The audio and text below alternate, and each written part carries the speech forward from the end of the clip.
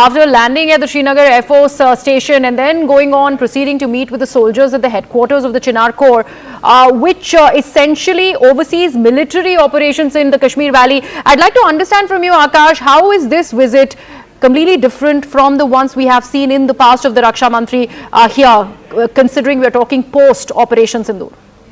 Right. So, Griha, Operation Sindoor is one big change. In the past, we have seen that how in 2020 Galwan happened, but 2020 was 5 years back.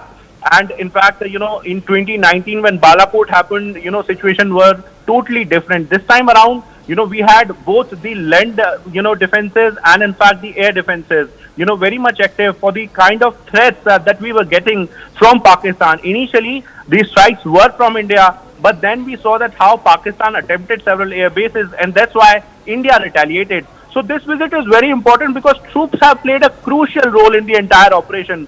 Griha, when they talk about artillery, so artillery attacks were something that people say that they did not, witness such an attack in the last 30-40 years.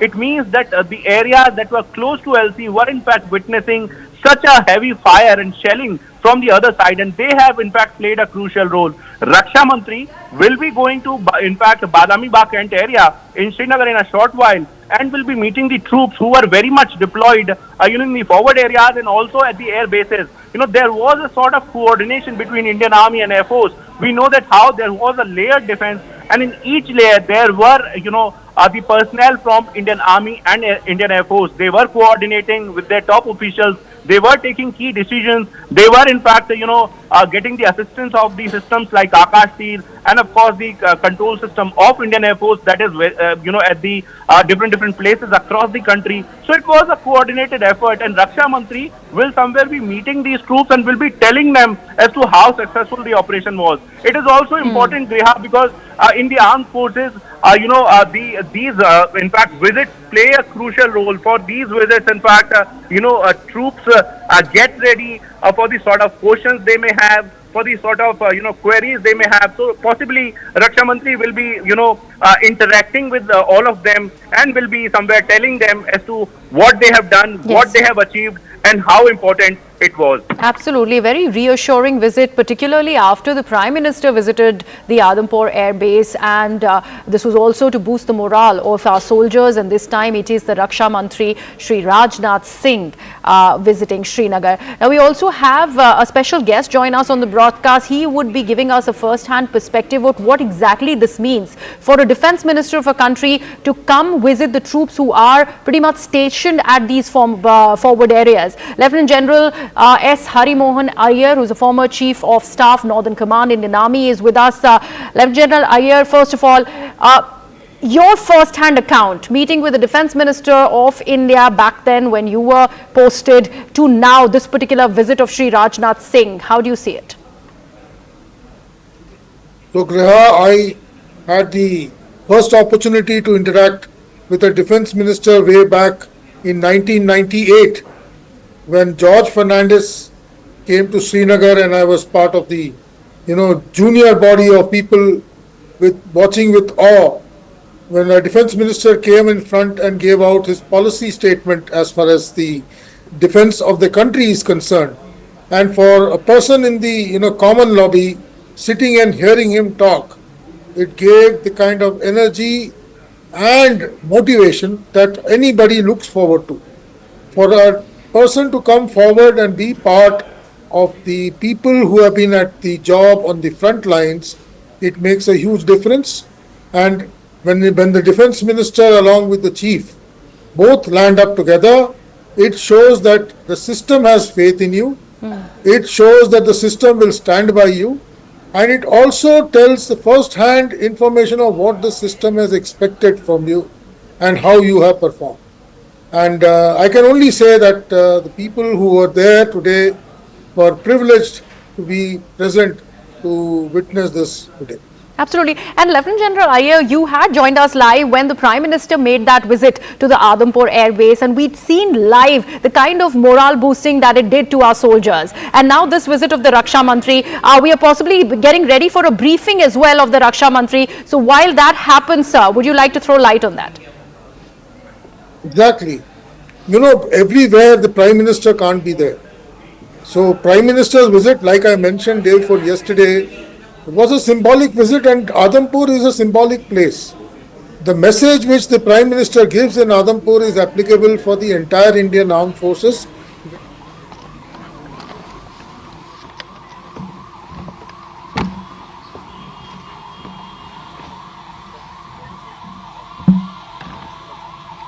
बोलिए भारत माता की, भारत माता की, भारत माता की। Good. Jammu Kashmir के lieutenant governor Shri Manoj ji Sinha, Jammu Kashmir के मुख्यमंत्री जनाब अमर अब्दुल्ला साहब, chief of army staff general Upendra ji Dwivedi, GOC northern command lieutenant general Prateek Sharma, GOC 15 को लेफ्टिनेंट जनरल प्रशांत श्रीवास्तव और हमारी आर्म्ड फोर्सेस के सारे अफसर्स और मेरे बहादुर जवानों, सबसे पहले आतंकवाद और आतंकवादियों से लड़ते हुए हमारे जिन बहादुर जवानों ने अपनी शहादत दी है, उनकी शहादत को मैं नमन करता हूं, उनकी मैं स्मृति को नमन करता हूं। और साथ ही पहलगाम में जो निर्दोष नागरिक आतंकवादियों के द्वारा मारे गए हैं, उनकी भी स्मृति को मैं नमन करता हूं। मैं हमारे घायल सैनिकों के साहस को भी नमन करता हूं और ईश्वर से यह प्रार्थना करता हूं कि वह जल्द से जल्द स्वस्थ हो जाएं। मेरे दोस्तों, इन विषम परिस्थिति में आप सबके बीच आज आकर मैं स्वयं को बहुत ही गौरवान्वित महसूस कर रहा हूं। हमारे प्रधानमंत्री माननीय नरेंद्र मोदी जी के कुशल नेतृत्व और मार्गदर्शन में ऑपरेशन सिंदूर के दौरान आपने जो कुछ भी किया है, उस पर पूरे देश को गर्व की अनुभूति हो रही है। मैं अभी भले ही आपका रक्षा मंत्री हूं, लेकिन उससे पहले तो मैं भारत का एक नागरिक हूं। रक्षा मंत्री के साथ साथ मैं आज भारत के नागरिक के रूप में भी आप सबके प्रति आभार व्यक्त करने के लिए यहां मौजूद हूं। पहलगाम हमले के बाद हमारे जम्मू कश्मीर की जनता ने पूरी एकजुटता के साथ और पाकिस्तान और साथ ही साथ आतंकवादियों के प्रति जिस प्रकार से अपने गुस्से का इजहार किया है, मैं जम्मू कश्मीर की जनता का भी अभिनंदन करता हूं। मेरे साथियों, आपकी उस ऊर्जा को महसूस करने आया हूं जिसने दुश्मनों को नष्ट नाबूद कर दिया है। आपने जिस तरीके से सीमा के उस पार पाकिस्तान की चौकियों और बंकरों को आपने ध्वस्त किया, दुश्मन मैं समझता हूं उसे कभी भूल नहीं सकता। आपने देखा होगा कि आमतौर पर लोग जोश में होश खो देते हैं, लेकिन आपने जोश भी रखा, होश भी रखा और सूझबूझ के साथ दुश्मनों के ठिकानों को आपने बर्बाद किया है। आज मैं यहां रक्षा मंत्री के साथ साथ एक मैसेंजर के रूप में भी आप सबके सामने मौजूद हूं। पूरे देश की शुभकामनाएं, उनकी प्रार्थनाएं और उनकी कृतज्ञता को लेकर आप सबके बीच यहां मैं मौजूद हूं। एक तरह से आप समझिए कि मैं एक डाकिया बनकर आपके बीच आया हूं और देशवासियों का संदेश लाया हूं। संदेश यह है कि हमें हमारी सेनाओं पर गर्व है। साथियों, ऑपरेशन सिंदूर सिर्फ एक ऑपरेशन का नाम भर नहीं है, बल्कि यह एक हमारी प्रतिबद्धता है, यह हमारा यह कमिटमेंट है। एक ऐसी प्रतिबद्धता जिसमें भारत ने दिखा दिया कि हम सिर्फ डिफेंस नहीं करते हैं, जब वक्त आता है तो हम कठोर निर्णय भी लेते हैं और कठोर कार्रवाई भी करते हैं। यह ऑपरेशन उस एक एक जवान की आंखों में देखा गया सपना था कि हर आतंकी ठिकाना, चाहे वह घाटियों में छुपा हो या बंकरों में दबा हो, हम वहां पहुंचेंगे और दुश्मन की छाती चीर कर हम उन आतंकी ठिकानों को खत्म करके ही हम वापस लौटेंगे। मेरे साथियों, ऑपरेशन सिंदूर आतंकवाद के खिलाफ भारत द्वारा चलाई गई अब तक के इतिहास की, मैं मानता हूं, यह सबसे बड़ी कार्रवाई है। 35-40 वर्षों से भारत सरहद पार से चलाए जा रही आतंकवाद का सामना कर रहा है। आज भारत ने पूरी दुनिया को यह साफ कर दिया है, यह स्पष्ट कर दिया है कि आतंकवाद के खिलाफ हम किसी भी हद तक जा सकते हैं। साथियों, आतंकवादियों ने पहलगाम में आतंकवादी घटना को अंजाम देकर भारत के मस्तक पर चोट पहुंचाने की कोशिश की है। भारत की सामाजिक एकता को तोड़ने का भी प्रयास किया गया है। उन्होंने भारत के माथे पर वार किया, हमने उनकी छाती पर वार किया है और छाती पर घाव किया है।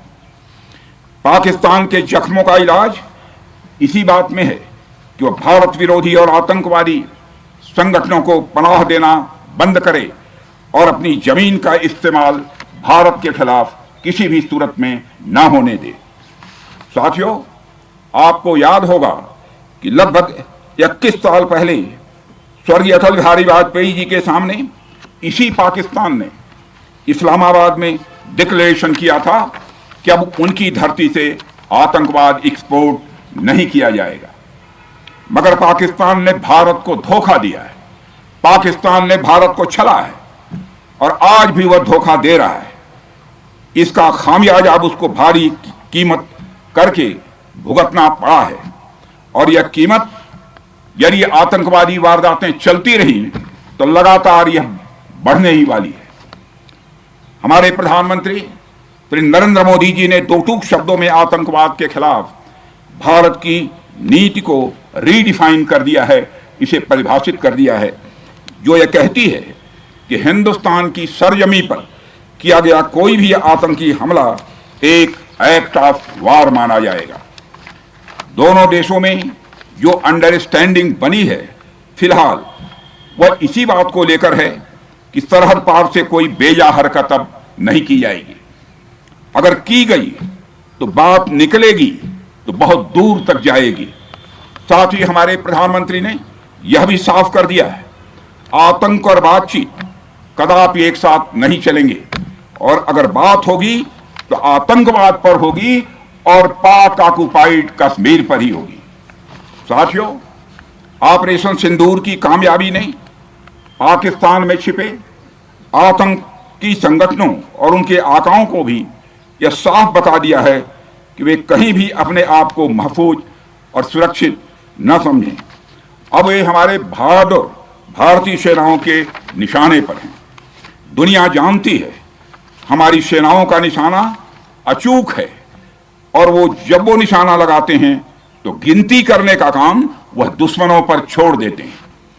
साथियों, आज आतंकवाद के खिलाफ भारत की प्रतिज्ञा कितनी कठोर है इसका पता इसी बात से चलता है कि हमने उनके न्यूक्लियर ब्लैकमेल की भी परवाह नहीं की है। पूरी दुनिया ने देखा है कि कैसे गैर जिम्मेदाराना तरीके से पाकिस्तान द्वारा भारत को अनेक बार एटमी धमकियां दी गई हैं। आज श्रीनगर की धरती से मैं पूरी दुनिया के सामने यह सवाल उठाना चाहता हूं कि क्या ऐसे गैर जिम्मेदार और रोग नेशन के हाथों में परमाणु हथियार सुरक्षित हैं? मैं दुनिया के सामने यह सवाल खड़ा करना चाहता हूं। मैं मानता हूं कि पाकिस्तान के एटमी हथियारों को IAEA international atomic energy agency की निगरानी में लिया जाना चाहिए। मैं ये कहना चाहूंगा और साफ तौर पर कहना चाहूंगा। साथियों, हमारी सेनाओं हमारी सीमाओं पर अपनी मातृभूमि की रक्षा के लिए जिस तरह से आप सभी बिना रुके बिना थके दिन रात लगे रहते हैं वह अपने आप में अद्भुत है और अद्वितीय भी है। आपकी यही बातें हम सब भारतीयों के लिए मार्गदर्शक का कार्य करती हैं। यही कारण है कि मैं हमेशा आपसे मिलने के लिए उत्साहित रहता हूं ताकि आपके अंदर की ऊर्जा से हम सब भी कुछ प्रेरणा ले सकें। साथियों, आतंकियों ने पहलगाम में धर्म पूछकर हमारे निर्दोष लोगों को मारा। उसके बाद आपने जो जवाब दिया उसे पूरी दुनिया ने देखा है। उन्होंने यह नहीं सोचा कि आम नागरिकों ने उनका क्या बिगाड़ा है, उन्होंने ऐसा क्या किया है कि उन्हें मार दिया जाए। पर मैं यह कहना चाहूंगा, आतंकियों ने भारतीयों को धर्म पूछकर देखकर मारा, धर्म पूछकर मारा, तो हमने आतंकियों को उनका कर्म देखकर मारा है। उन्होंने धर्म देखकर बेगुनाहों की जान ली, यह पाकिस्तान का कर्म था। हमने कर्म देखकर उनका खात्मा किया, यह हमारा भारतीय धर्म है। एक रक्षा मंत्री के रूप में मुझे आप सबको बेहद नजदीक से वर्षों से जानने का और समझने का अवसर मिला है। मैं आपके साहस और पराक्रम को तो जानता ही हूं, साथ ही साथ पहलगाम जैसी घटना के प्रति आपके गुस्से को भी मैं अच्छी तरह जानता हूं। साथियों, मुझे पता है कि पहलगाम के बाद आपके अंदर गुस्सा था, पूरे देश के अंदर गुस्सा था। मुझे पता है कैसा महसूस होता है जब धमनियों में बह रहा रक्त बेकाबू होने लगे, और मुझे इस बात की खुशी भी है कि आपने अपने गुस्से को सही दिशा देते हुए बड़ी बहादुरी और सूझबूझ के साथ पहलगाम का बदला लिया है। रही बात पाकिस्तान की, तो उसकी बात ही क्या करूं आपसे। वह देश तो मांगते मांगते अपनी जहालत से एक ऐसी हालात में आ गया है कि उसके बारे में यह भी कहा जा सकता है कि पाकिस्तान जहां भी खड़ा होता है वहीं से मांगने वालों की लाइन प्रारंभ हो जाती है। अभी आपने सुना ही होगा कैसे वह फिर एक बार इंटरनेशनल मॉनेटरी फंड IMF के पास कर्ज मांगने गया। वहीं दूसरी तरफ हमारा देश है कि हम आज उन देशों की श्रेणी में आते हैं जो IMF को फंड देते हैं ताकि IMF गरीब देशों को कर्ज दे सके। ऐसी स्थिति में हमारा यह भारत है। रामचरितमानस में स्वामी तुलसीदास जी ने लिखा है, जहां सुमतितः संपत्ति नाना, जहां कुमतितः विपत्ति निदाना। यानी जहां सुमति होती है, अच्छी नीतियां होती हैं, वहां सुख और समृद्धि होती है, और जहां कुमति होती है, बुरी मति होती है, केवल दूसरों के हित की भावना होती है, वहां तरह तरह की विपत्तियां स्वाभाविक रूप से आती ही हैं। पाकिस्तान जिसका जीता जागता यह उदाहरण है। साथियों, भारत के बारे में पूरी दुनिया यह बात जानती है कि हमने हमेशा शांति को प्राथमिकता दी है। हम आमतौर पर युद्ध के समर्थक कभी नहीं रहे, लेकिन स्थितियां जब इतनी विकट हो जाएं, जब देश की संप्रभुता पर आक्रमण होने लगे, तो जवाब देना यह आवश्यक हो जाता है। राष्ट्रकवि रामधारी सिंह दिनकर जी की पंक्तियां आपके सामने रखना चाहूंगा। रुग्ण होना चाहता कोई नहीं, रुग्ण होना चाहता कोई नहीं, रोग लेकिन आ गया जब पास हो तिक्त औषधि, कड़वी औषधि, तिक्त औषधि के सिवा उपचार क्या, शमित होगा वह नहीं मिष्ठान्न से। यानी कोई बीमारी अगर लग जाए तो वह मिठाई से दूर नहीं होती है, उसके लिए कड़वी दवा ही काम करती है। इसलिए आतंकवाद जैसे रोग के लिए भी ऑपरेशन सिंदूर जैसी दवा की बड़ी जरूरत हो गई थी। साथियों, पूरे देश में हमारी सेनाओं को और हमारे सैनिकों को एक सम्मान की दृष्टि से देखा जाता है। एक सशक्त राष्ट्र वही होता है जो अपनी सेनाओं को सम्मान के साथ साथ आधुनिक हथियार और साजो सामान भी दे जिसकी उसे जरूरत है। मुझे गर्व है कि आज प्रधानमंत्री जी के नेतृत्व में सरकार हमारी सेनाओं के लिए यह सब सारा काम कर रही है। हमने यह सुनिश्चित किया है कि हमारी सेनाएं हर परिस्थिति के लिए तैयार रहें। और मैं यहां पर army chief general Upendra Dwivedi ji को भी बधाई देना चाहता हूं, क्योंकि बार बार मेरी चर्चा होती रही है और बार बार मैं यह पूछता हूं कि जो भी आवश्यकताएं हैं उन आवश्यकताओं को पूरा करने के लिए हम पूरी तरह से तैयार हैं। और इसलिए इसके लिए हम वर्ल्ड क्लास बेहतरीन गुणवत्ता वाले साजो सामान अपनी सेनाओं को देने की कोशिश कर रहे हैं। आज आधुनिक राइफल्स, मिसाइल डिफेंस शील्ड और ड्रोन्स जैसी नई पीढ़ी के कई इक्विपमेंट को तेजी से भारत में ही बनाया जा रहा है। साथियों, इसके अलावा सीमावर्ती इलाकों में हमने जो काम किया है वो आप सब देख रहे होंगे। आज LAC और एलओसी पर भी कनेक्टिविटी है, वैसी पहले शायद कभी नहीं थी। हमने हर स्तर पर यह दिखाया है कि हमारी सरकार केवल युद्ध भूमि पर ही नहीं बल्कि व्यक्तिगत रूप से और पारिवारिक रूप के साथ अपने सेना के जवानों के साथ खड़ी है। साथियों, अंत में एक बार फिर आप सभी को आपके शौर्य और पराक्रम के लिए हृदय से हार्दिक बधाई देता हूं। मैं आपको यह आश्वासन देता हूं कि हमारे प्रधानमंत्री जी के नेतृत्व में देश की सरकार और देश की जनता हर कदम पर, हर स्थिति में आपके साथ कंधे से कंधा मिलाकर खड़ी है। मुझे पूरा विश्वास है कि आपके सहयोग से हम इस पूरे क्षेत्र में आतंकवाद का समूल नाश करेंगे ताकि कल को कोई भारत की संप्रभुता के खिलाफ आंख उठाने की हिमाकत न कर सके। इसी आशा और विश्वास के साथ आप सबके शौर्य और पराक्रम की सराहना करते हुए और आप सभी को अपनी हार्दिक शुभकामनाएं देते हुए अपना निवेदन समाप्त करता हूं। बोलिए जय हिंद, जय हिंद। यहाँ का घोष वाक्य क्या है? इस भारत माता की जय है। क्या बात है।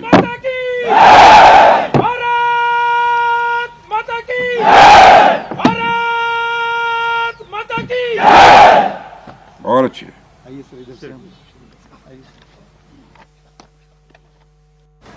Speaking at the Badami Bagh cantonment, Defence Minister Shri Rajnath Singh has said that he bows to the supreme sacrifice made by our brave Jawans in the fight against terrorism. He goes on to pay tribute to their memory. He also offers his respect to the innocent civilians who lost their lives in the Pahalgam terror attack, saluting the courage of the injured soldiers and praying for their speedy and swift recovery. Lieutenant General S. Hari Mohan Iyer continues to be with us on the broadcast. Lieutenant General Iyer, what do you think has been the big headline, the big takeaway from the Defence Minister's address today?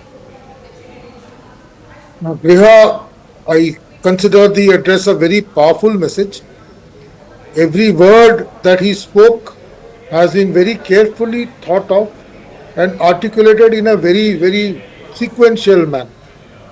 It has sent message not only to the troops which are located at Srinagar, but the troops which are located on the line of control, which took offensive actions on the Pakistan army when they violated the ceasefire and killed and injured our civilians along the line of control.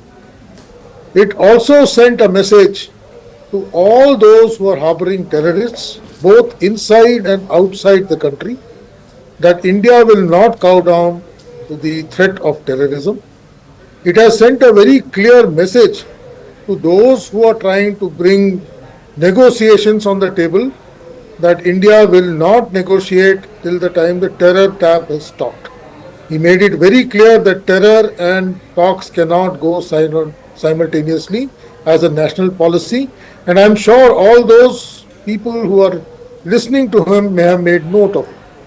He has also indicated that we will be very proactive as far as persecuting our actions on terror, and we will eradicate terror from the Indian soil. Thus, every word which I heard in his speech was very meaningful. Absolutely. And Lieutenant General Iyer, he also directly addressed the concerns that were growing globally as well on whether or not India breached the NAA when it is about not attacking the civil nuclear sites in Pakistan, which was a joint agreement that India and Pakistan had signed in 1991. And he said that nukes are not safe with Pakistan. In fact, he also went on to underline how the IAEA should be taking control, calling out Pakistan as a rogue nation. I was about to come to that. Right from the time this Pahalgam incident happened, Pakistan has been very vocal as far as its nuclear threats were concerned, and it showed that it is not a responsible country, which can be trusted with these kind of mass weapons of mass destruction. And this has been called out very loudly both by the Prime Minister in his speech post the Operation Sindoor, when he addressed from Delhi, and the Raksha Mantri today.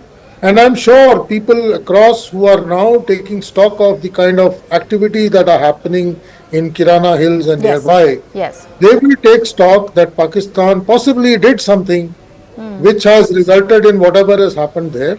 Right. And it is not a responsible country which should own nuclear weapons. Very important And I message hope there. that- Lieutenant General Iyer will deliberate further on that, but right now I have to go into a very short break. We'll come right back with more news and developments. Thank you so much for watching CNN News 18. Continue to do so as we return after this very short break.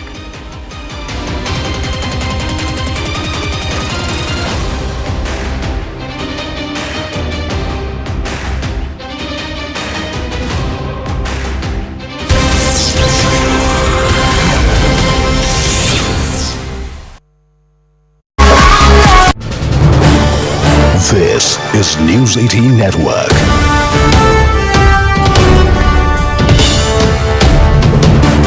India's largest news network. To the reports that were doing the rounds earlier about India hitting Kirana Hills in Pakistan, which remember houses their nuclear weaponry as well. Now, the global nuclear watchdog, International Atomic Energy Agency, which is popularly known as the IAEA, has said that there has been no radiation leak from any nuclear facility in Pakistan after the escalated military engagement with India. This is in response to a query on whether any nuclear incident or spill has been brought to the notice of the IAEA's Incident and Emergency Center. India had earlier denied hitting Kirana Hills in Pakistan, which allegedly houses Pakistan's nukes. I go back to Siddhant on that story. Siddhant, all the wagging tongues finally put to rest? Well, yes, Akanksha. It looks like after the statement from the nuclear watchdog, perhaps I think all this chatter and rumor around India hitting Kirana Hills, perhaps where Pakistan's nuclear arsenal have been kept. Perhaps the rumor and chatter will be put to an end, Akanksha. In fact, since 10th of May, there was chatter on social media platforms that India has hit Kirana Hills and there is a radioactive. There could be a possibility of a radioactive leak in that particular area. In fact, an Egyptian plane perhaps has landed near to the Kirana Hills. Perhaps it was assumed that plane has been sent to see whether there is a leak of a radioactive substance to do the assessment. This plane has come, but now since the nuclear watchdog has said that no leakage has taken place in that particular area and perhaps has denied any reports of any nuclear site being hit by the Indian Armed Forces. In fact, Akanksha, on the very first day, Air Marshal Bharti also made it very clear that we don't know what is there in Kirana Hills, but we have not hit that site. So India made its position very clear, and now the international nuclear watchdog is also perhaps saying something on the similar lines. And when the IAEA says that, this means that the matter has now been globally put to rest. Glad, Siddhant, that you mentioned what Air Marshal A.K. Bharti had to say, because let's play out his reaction when he was the first one to dismiss all of those rumors. Let's listen in to what Air Marshal A.K. Bharti said. Thank you for telling us that Kirana Hill houses some nuclear installation. We did not know about it. Okay. And we've not hit Kirana Hills, whatever is there. Okay. I did not brief in my briefing yesterday. All right. I go back to Siddhant on that note. Siddhant, of course, it was peppered with a bit of sarcasm when he had responded to that query. But I think what's most important right now is to indicate that the IAEA, which is the global nuclear watchdog, when it steps in and declares that there has been no radioactive leak so far, that also lays to rest all of those reports that were doing the rounds, that perhaps there was a US intervention which was being sought, perhaps there was a Chinese intervention that was being sought, as you rightly highlighted, that there's been a lot of chatter ever since and panic on.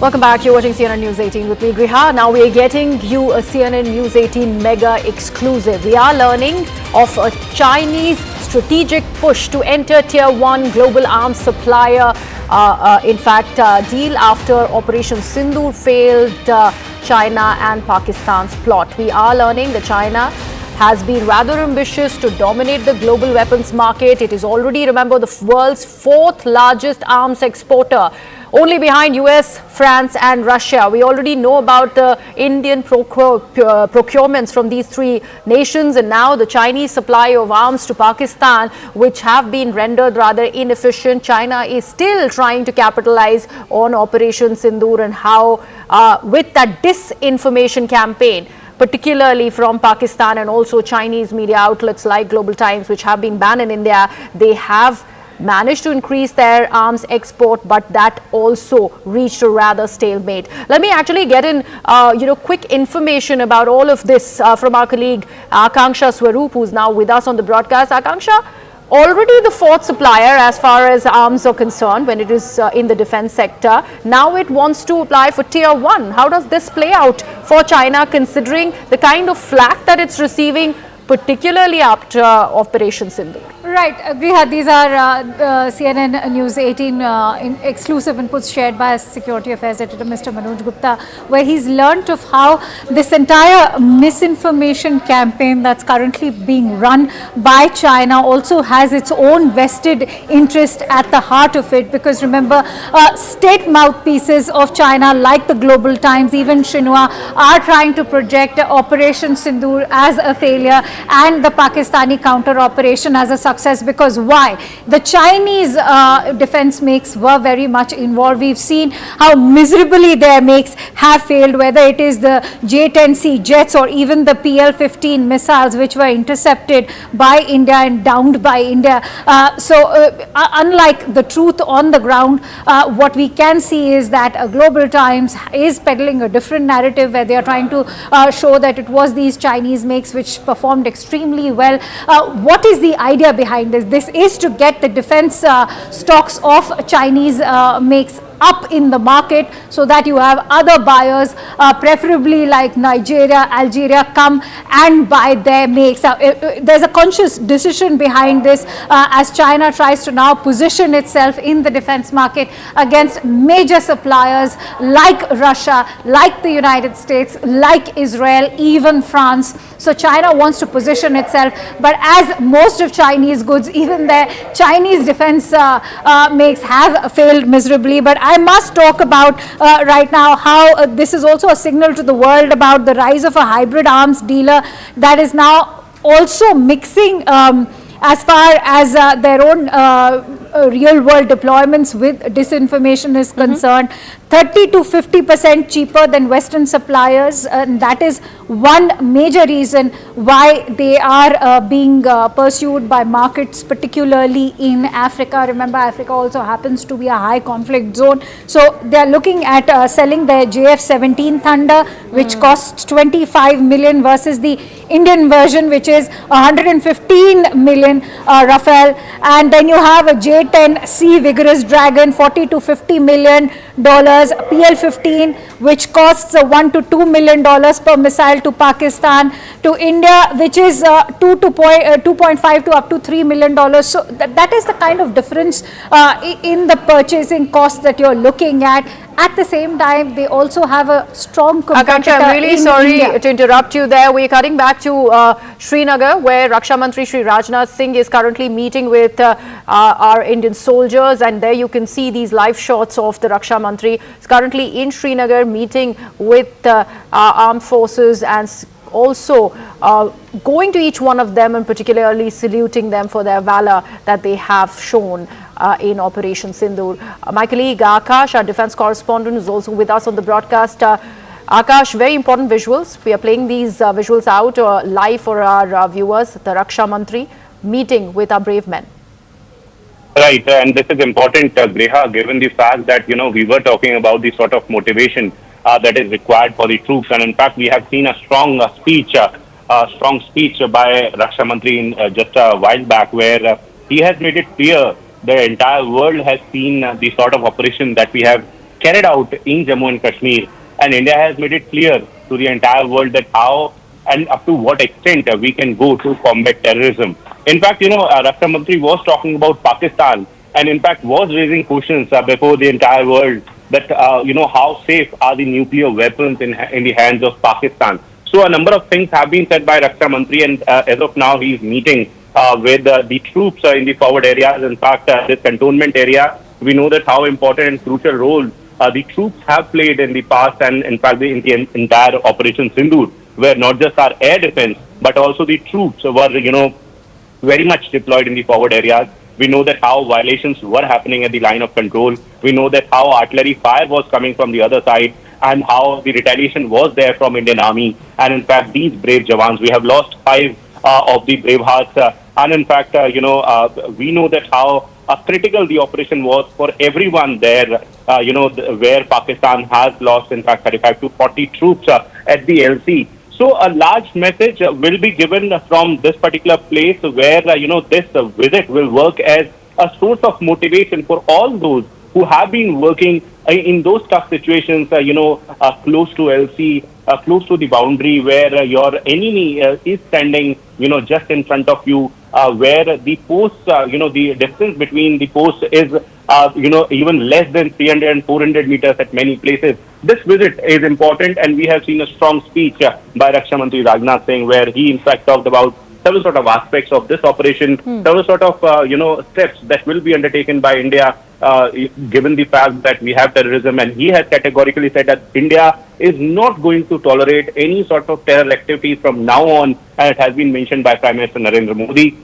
and reiterated by Raksha Mantri Rajnath Singh today. These are the visuals where Raksha Mantri is in fact meeting these troops of Indian Army. He will be meeting the air warriors as well. General Upendra Dwivedi very much with him. LG Manoj Sinha is in fact very much with him. Very important and crucial visit there. Absolutely, and a very strong statement, like Akash was mentioning. Lieutenant General Hari Mohan Iyer continues to be with us. Lieutenant General Iyer, he also went on to mention on how, particularly talking about the Pahalgam terror attacks, that the terrorists, he said, उन्होंने धर्म देख के मारा, हमने कर्म देख के, हमने जो उनको मारा, that was our job. It was our karma, and that's how he decided to put it. That was how stern and strong the statement was, pretty much reiterating everything that the Prime Minister has said and more.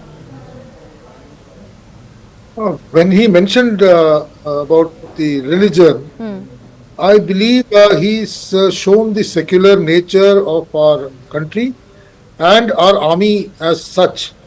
We believe in multi-religion capacities. Our army is truly secular. We follow a system of all religions in the army. And it is something that is, ingrained in us. So we don't look or try to isolate religion as part of our work culture. Absolutely. And what you were making that earlier point, sir, about how stern he was against Pakistan not being a responsible nation. It cannot have the responsibility of holding those nuclear installations, and how IAEA needs to actually take that into account and look at that. It needs to be under the control of it. That was another strong statement to make, sir. Exactly. It was a very strong statement. And I don't think we have seen the end of it. I'm sure in the coming days, the country as such will take up this particular issue very strongly, because I've been saying that even in your shows in the past, that in the past events, Pakistan never started saber rattling its nuclear weapons right at the word go. And this time somehow they were so jittered, they possibly were so guilty conscious that they were trying to threaten us with nuclear weapons right from 23rd of May and 23rd of April. So it is something which is extremely irresponsible of a nation which is supposed to be holding nuclear weapons. And it goes against the basic tenets of being a nation which should be, having these kind of weapons of mass destruction. And I'm sure the world body will be taking a serious note of the activities that took place over the period of 2 weeks, right down to those events which possibly happened in their nuclear sites, which I don't know what is the authority for it or what is the authenticity for it. But I also believe that there is never smoke without fire. So there must have been some degree of... Absolutely. Lieutenant General Iyer, I would like to take in a minute and bring in my defense correspondent back on the broadcast, because this is a very, very important picture. It has the Raksha Mantri flanked by the Jammu and Kashmir Chief Minister Omar Abdullah, along with the Lieutenant Governor over there, and also the Army Chief, and we are seeing chants of Bharat Mata Ki Jai, a very significant photo op there. Akash. Yes, Griha, in fact, these chants, not only these chants, but you must be remembering the video where, Indian Army posted one video of the sort of destruction that they carried out at the coast of Pakistan, and where in the backdrop, Kadam Kadam Badhai Ja song was used. All these songs and chants, play an important role in the sort of motivation that is required, for the troops. These troops have been living, away from their families in conditions that are not very favorable for them. We have seen that how it was, a ceasefire violation for almost a week. Heavy caliber guns were fired, howitzer rounds were coming, there were several sort of claims, the narrative war was going on, and a number of things were happening simultaneously. Many things have not come in public domain, in fact. So at such a time, this visit, while this visit was important, these chants and these songs, keep these troops motivated. And that's the reason why we are seeing, this sort of picture where Raksha Mantri is very much there. CM Omar Abdullah, as you rightly pointed out, LG, and of course the Indian Army Chief, General Upendra Dwivedi. General Upendra Dwivedi has, commanded the Northern Command, and in fact, we know that how important and crucial, the command is, given the fact that not just 15 Corps, that is the Chinar Corps based in Srinagar, but also 16 Corps, that is for Jammu. And in fact, divisions and brigades under these, corps. We know that how everyone, every, individual who is a part of these, commands and corps have played a crucial role. The AD officers, the troops who were deployed at the forward locations, the units, the commanding officers, and all of them have played an important part, important role, and it is important to acknowledge the sort of efforts that they have put in, and because of them, the sort of success that the country has got. Prime Minister Narendra Modi yesterday mentioned about the troops and the efforts. You must be remembering, and he in fact said that this is Naya Bharat.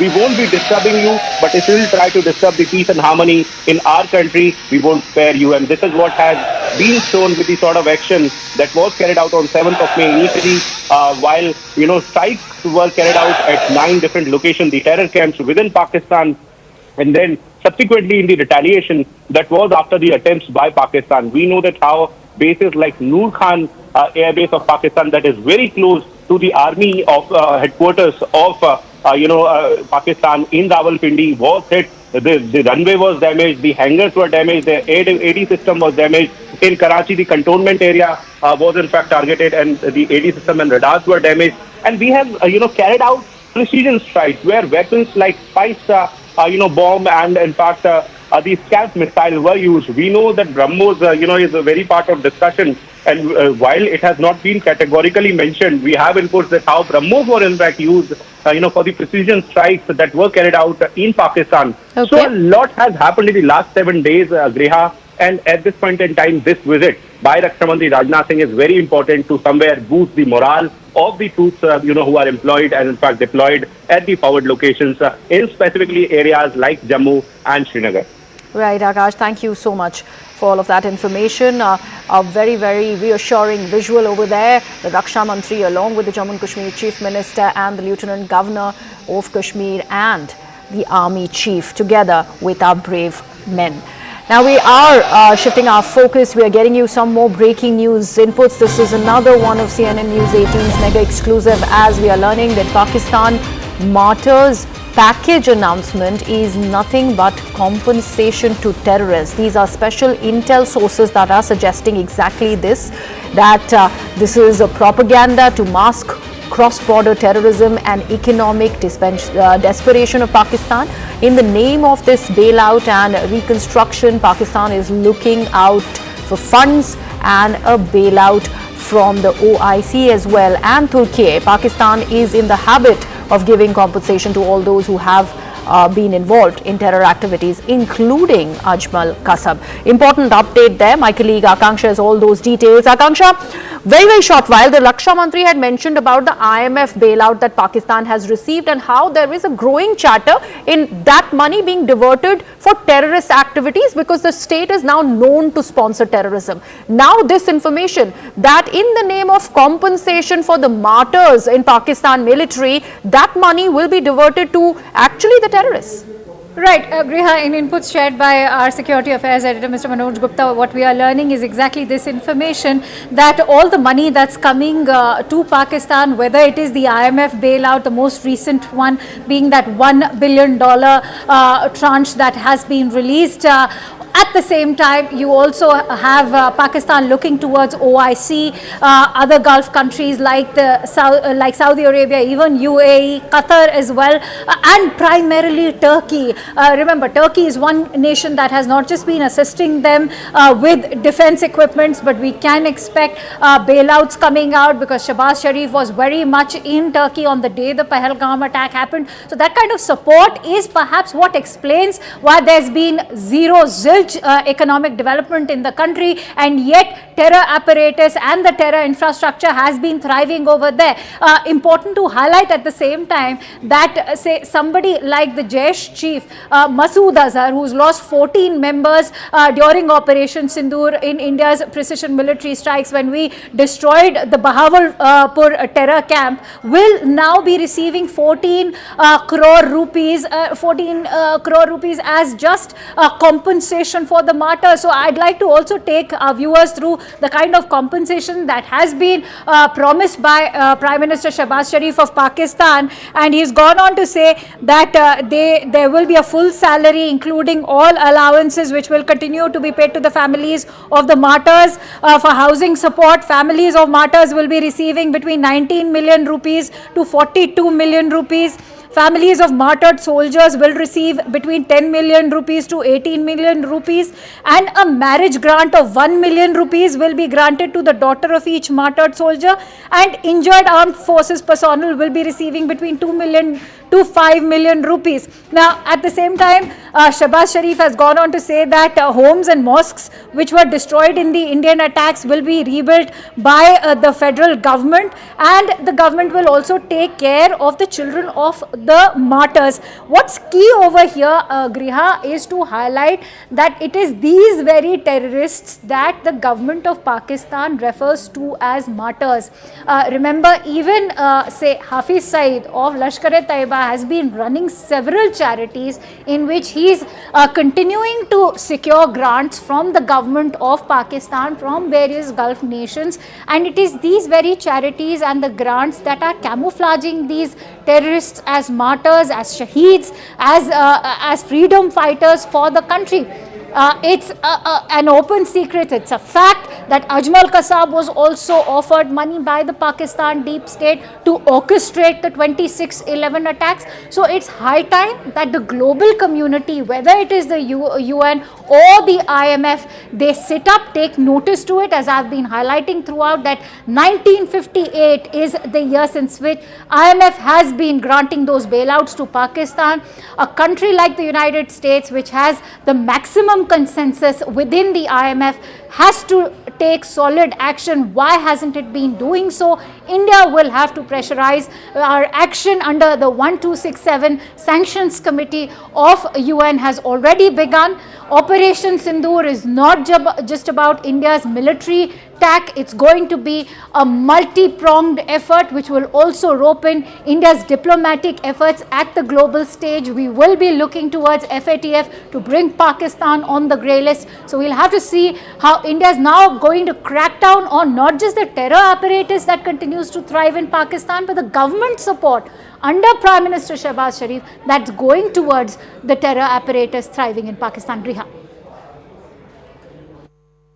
General Iyer, would you want to throw light on this? What and how, to what extent will Pakistan really go? And they are not really keen on staying afloat because clearly they need the money, but all of that money is being directed to these terrorist organizations, and we are putting out those visuals on the screen, the kind of terrorist infrastructure that has been attacked on day one, on when Operation Sindoor was launched. We have Bahawalpur, we have Murid Ke, rubbles of it are now remaining, and they are established facts, and they were established by the Indian security agencies that these are the fronts for the terrorist outfit that run out of Pakistan and the POK. All of these funds will now be directed to what and how the Pakistan government is now calling them as martyrs. Firstly, I am amused at the numbers that you have put across. I don't think Pakistan has the money to, give this kind of, bailouts to people. That having said, firstly, I also believe that the money which is going to go to these terror organizations will not go from its, main funds. They come from covert collections, both done inside Pakistan and outside. It comes in terms of religious doles from both Pakistanis and non-Pakistanis who are part of the larger consortium of Islamic nations. And they come based on the cause which Pakistan has set up, that they are fighting for a religious cause. And it is something not something new. When Pakistan got into the Afghanistan issue, it has collected a huge amount of money saying that they are fighting for the religious cause. They have also been collecting a large amount of money in terms of, creating these religious institutions. And it is a common thing that when you travel to Pakistan, I am told that in checkposts, etc., there are these donation boxes which are kept. There are people who keep collecting money, and all this money is thereafter, given back to the terror organizations to further their requirements. Even Ajmal Kasab, I heard you mentioning about some money paid to him. When he was mentioning the amount of money that was given to his parents, it was peanuts. I think it was 15 lakhs or something of Pakistani rupees. And in fact, I remember having read it and felt that is the value of life in Pakistan. For about 5 odd lakh Indian rupees, a man is willing to lay his life down in Pakistan. So I will be having, I will possibly look at some degree of suspicion in the manner in which, these kind of figures are put out by Pakistan, because they all have, an ulterior motive. They'll go back with their begging bowls to their benefactors and say that we need actually this amount of money to give to our martyrs, please donate for it, and thereafter they'll set aside a pittance out of that to be given to people, and the rest of the money will be put back into the terror machine. So yes, but Lieutenant General, are you consider we have specific intel, and here we are talking about how there is going to be a bailout from the OIC possibly, and also Turkey. That also something significant that we must look at. But we also have to particularly look at the missive that has come about, where the Prime Minister of Pakistan goes on to claim, and I'm again quoting from this entire national recognition. In fact, I'm really sorry, Lieutenant General Iyer, we are getting some important breaking news that's coming in from Tral in Jammu and Kashmir, where we are now learning that 3 terrorists have been neutralized. Okay, this is coming from Pulwama. This is a Pulwama encounter. 3 terrorists have been neutralized in the anti-terror operation, the cordon and search operation that was going on, and this is a big win for the security forces there, as after the counter-terror ops, the cordon and search, we are now learning that 3 of those terrorists have been neutralized in Pulwama. My colleague Ishan is with us on the broadcast. Ishan, details please.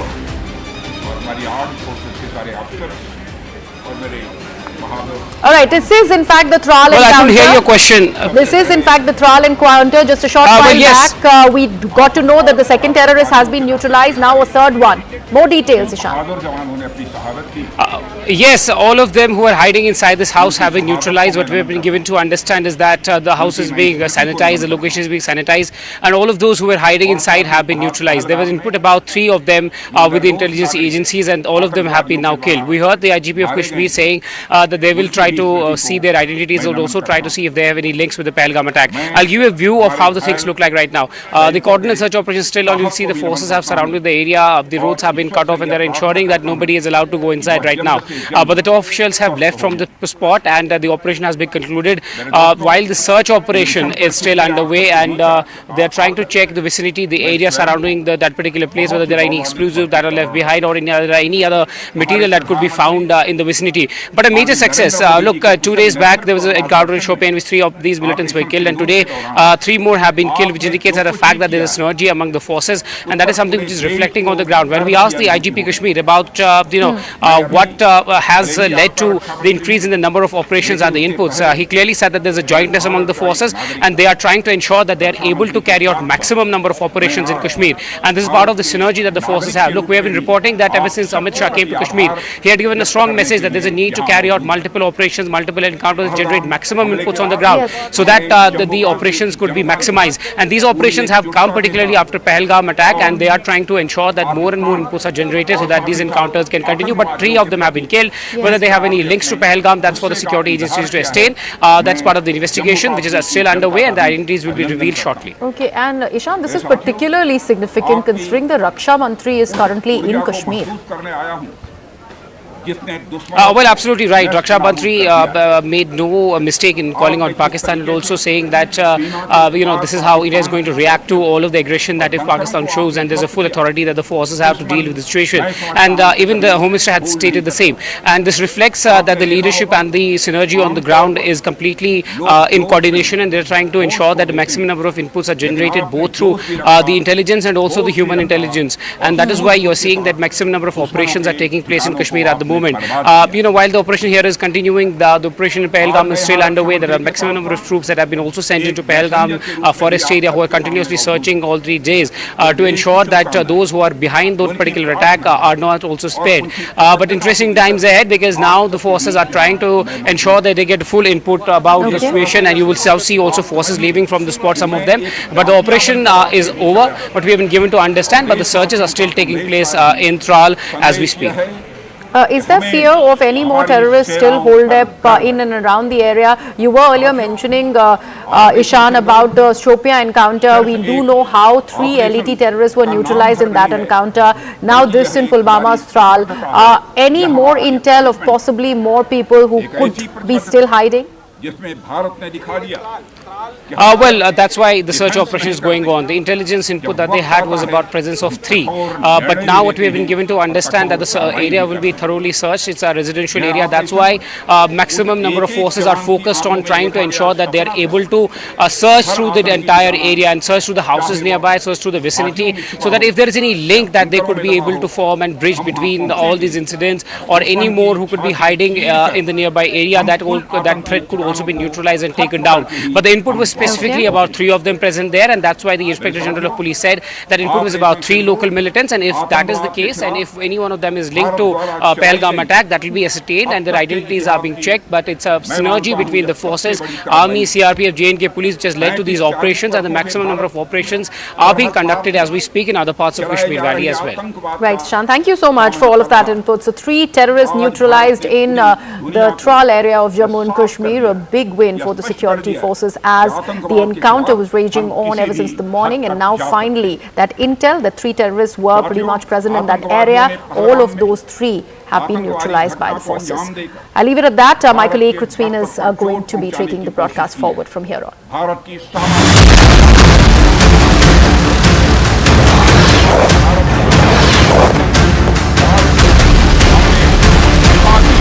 They have code-named this operation Operation Sindoor. The Indian Army, through Operation Sindoor, has hit 9 targets. You try to target our bases, you try to target our capital, or you try to target our cities, we will hit you so hard that you will not be able to fly your machine. News coming out that nervous Pakistan is seeming to wave the white flag. This is what Manoj Gupta is bringing for us, this piece of information that Pakistan wants to de-escalate. As we slip into evening on May 10th, Donald Trump, US President, has now announced that India and Pakistan have agreed to a ceasefire. Donald Trump posting on Truth Social that both India and Pakistan have announced a ceasefire.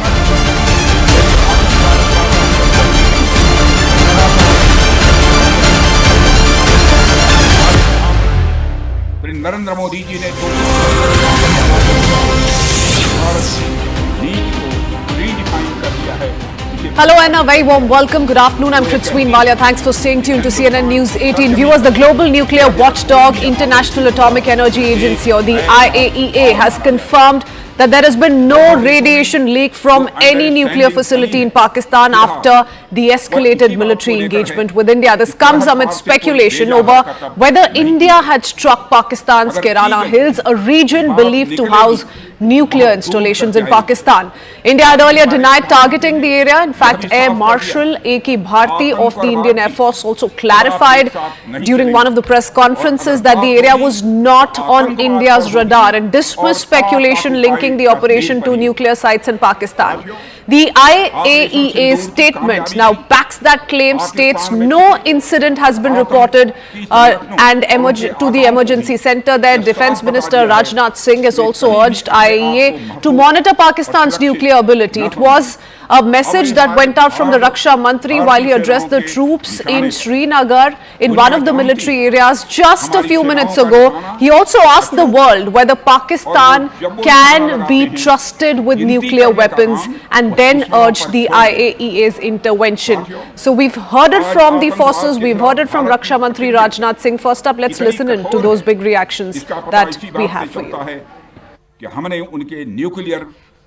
Thank you for telling us that Kirana Hill houses some nuclear installation. We did not know about it. Okay. And we've not hit Kirana Hills, whatever is there. Okay. I did not brief in my briefing yesterday. Srinagar की धरती से मैं पूरी दुनिया हमने उनके nuclear blackmail की भी परवाह नहीं की। ऐसे गैर जिम्मेदार पूरी दुनिया ने देखा और रोग ने कैसे गैर जिम्मेदाराना तरीके से पाकिस्तान द्वारा भारत को अनेक बार एटमी धमकियां दी गई हैं। आज श्रीनगर की धरती से मैं पूरी दुनिया के सामने यह सवाल उठाना चाहता हूं कि क्या ऐसे गैर जिम्मेदार और रोग नेशन के हाथों में परमाणु हथियार सुरक्षित हैं? हमारी दुनिया के सामने यह सवाल खड़ा करना चाहता हूं।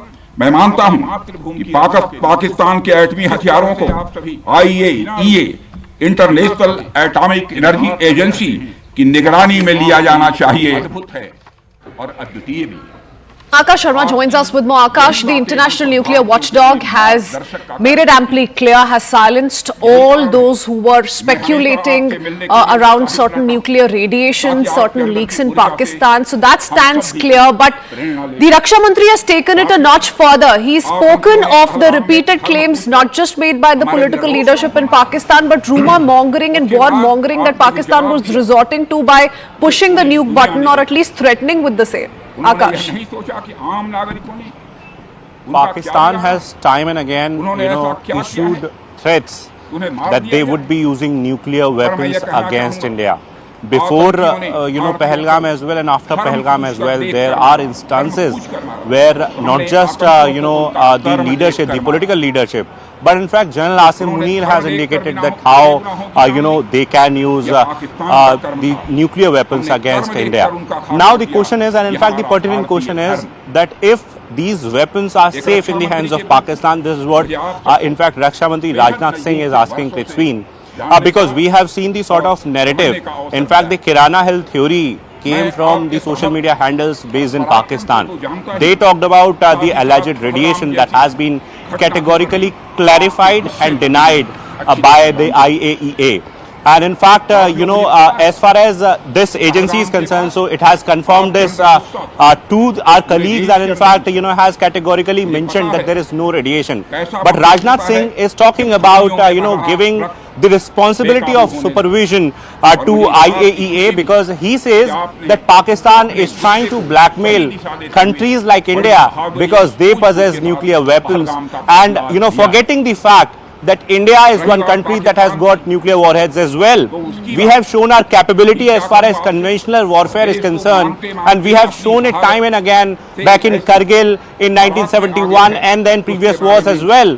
But now Pakistan is resorting to the sort of nuclear threats, and that's why Raksha Mantri had to mention from Srinagar that world should take cognizance of the sort of threats that are coming from Pakistan and should decide that if these weapons are safe in the hands of Pakistan. Kritzween. Oh yes, absolutely. And this is being done to warn the world the next time around if Pakistan goes ahead with this kind of blackmailing, it will not be tolerated, and better the world intervene before Pakistan reattempts the same. Thank you for that, Akash. Stay on with us. Going across to Aman Sharma on that note. Aman, we have individually reached out to IAEA. We've heard of the IAEA's formal stance on this, rubbishing all of those claims of a nuclear radiation leak in Pakistan, rules out the possibility of any military action in that area, as has been clarified by our armed forces. But give us a sense of the communication that's come through from IAEA and what that entails in the larger sense of what Pakistan is attempting to do.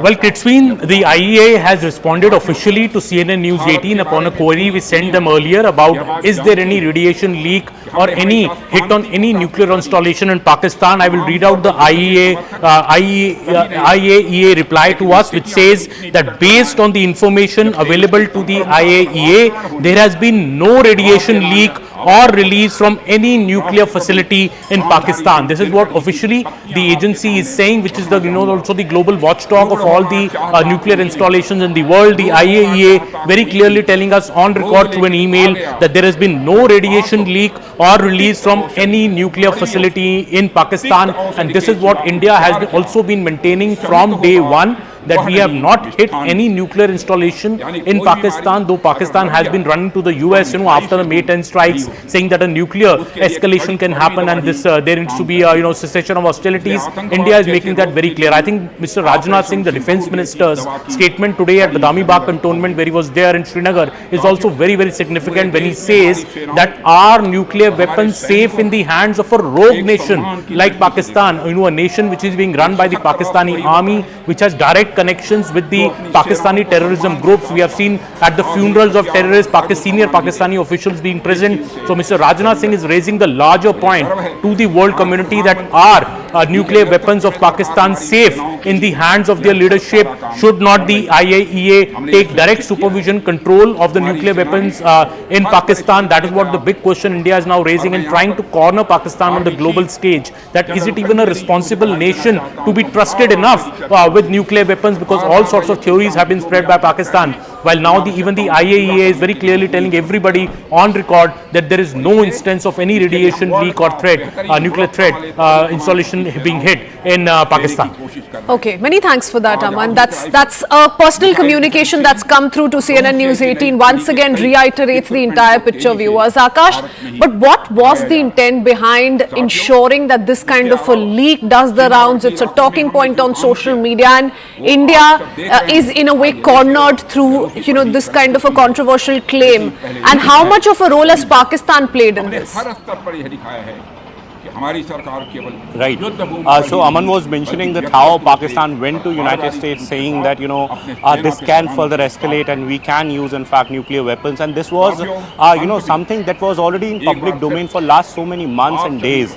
You must be remembering the speech of General Asim Munir, and in that particular speech he in fact mentioned about their adversary, their neighbor, and then claiming that we have got the nuclear weapons and we can of course use those weapons if it is about our existence or if any sort of war is happening. Now coming to the radiation part, it was propagated by social media handles based in Pakistan, and it was not just an escalation to, it was not an intent to escalate the condition further, but also to set a narrative that how India has striked on some very sensitive installations and how this is an irresponsible behavior. Then the Air Marshal clarified that how we have not striked on any sort of sensitive location, and we still don't know as to where their nuclear installation are, and if there is a possibility of having any sort of nuclear reactor or any sort of thing related to it in Kirana Hills. However, as far as radiation thing is concerned, so it is very important and significant given the fact that we have a large population living in that particular area in nearby villages, and then there is of course a danger to the country as well as far as radiations are concerned. So we have seen in the case of Japan, Kritzween, that how dangerous these radiations and these sort of in fact the aspects can be for not just the current generation, for the next generation as well. And that's the reason why it was concerning, and now the IAEA is somewhere confirming that there is no leak of any sort of radiation there, and in fact India did not carry out any sort of strike in Kirana Hill that was in fact earlier clarified by Air Marshal. So India stands vindicated yet again, which also means that quote-unquote confidential letter confirming radiation leak in Pakistan was also fake. All that stands fact-checked with this final official word coming in from IAEA, the International Nuclear Watchdog. Akash, Aman, many thanks for joining us with those details. To stitch this entire story together, viewers, like we've been discussing, a flurry of claims, counter-claims about a possible nuclear incident at Kirana Hills was made. It was being spoken of widely on social media. CNN News 18's Greha breaks down the facts behind the fury and the fiction surrounding this sensitive flashpoint. Take a look at this report.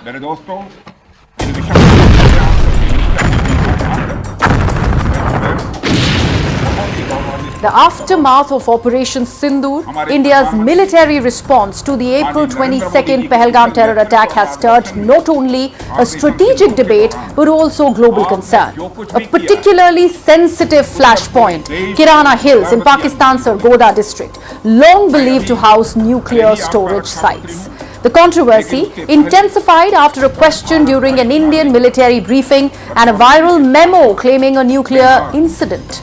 Adding to the narrative, US President Donald Trump claimed his administration brokered a ceasefire between India and Pakistan, averting a nuclear conflict that, quote-unquote, could have killed millions. And we stopped the nuclear conflict. I think it could have been a bad nuclear war. Millions of people could have been killed. India maintains that military pressure brought Pakistan to the table. Meanwhile, international whispers credit behind-the-scenes diplomacy, especially from the United States of America.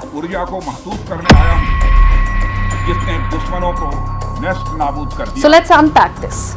Kirana Hills is a restricted military zone located just 8 to 20 kilometers from the Sargodha Air Base in Pakistan, one of the 11 key Pakistani military targets hit by India. A journalist's pointed question at the May 12th DGMO briefing asked whether India had targeted the hills rumored to be a nuclear storage site. Air Marshal Avdesh Kumar Bharti dismissed the claim with irony. Still, the speculation exploded online. Now sample this. The correct isotope is iridium-192 and not indium-192. And it is used in oncology and structural testing and not typically associated with nuclear storage facilities.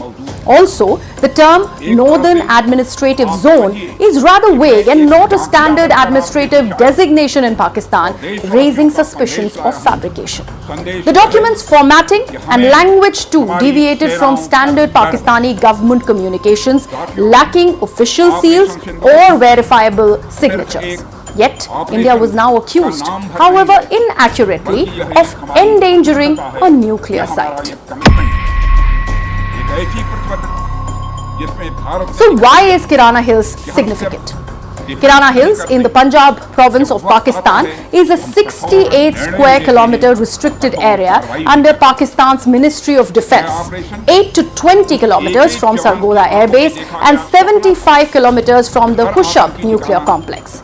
Military analysts believe it contains underground tunnels for nuclear warhead storage, given its fortified infrastructure and strategic location. Pakistan's first use nuclear doctrine, designed to counter India's conventional superiority, makes Kirana Hills a critical asset. India's no first use policy and the 1988 India-Pakistan non-attack agreement, or the NAA, which prohibits attacks on civilian nuclear facilities, underscore the site's sensitivity. Strikes near Sargodha Air Base raised fears of nuclear escalation, with some interpreting them as a signal of India's reach without violating the NAA. Air Marshal Bharti and the Ministry of External Affairs have denied targeting Kirana Hills, emphasizing strikes hit terrorist camps and military sites like the Sargodha Air Base. Visual evidence from the DGMO briefing showed damage to the airbase runways, not Kirana Hills. Open source intelligence and satellite imagery also confirmed strikes on Sargodha but found no activity at Kirana Hills. The site's tunnels are designed to withstand conventional strikes, and any damage would likely be localized and not catastrophic. Also crucial is the Pakistani silence. Pakistan's military and government, including The spokesperson of Pakistani military, Major General Ahmad Sharif Chaudhry, made no mention of a leak, claiming Indian strikes hit quote-unquote empty hillside. Social media also speculated that a US Department of Energy aircraft was assessing radiation.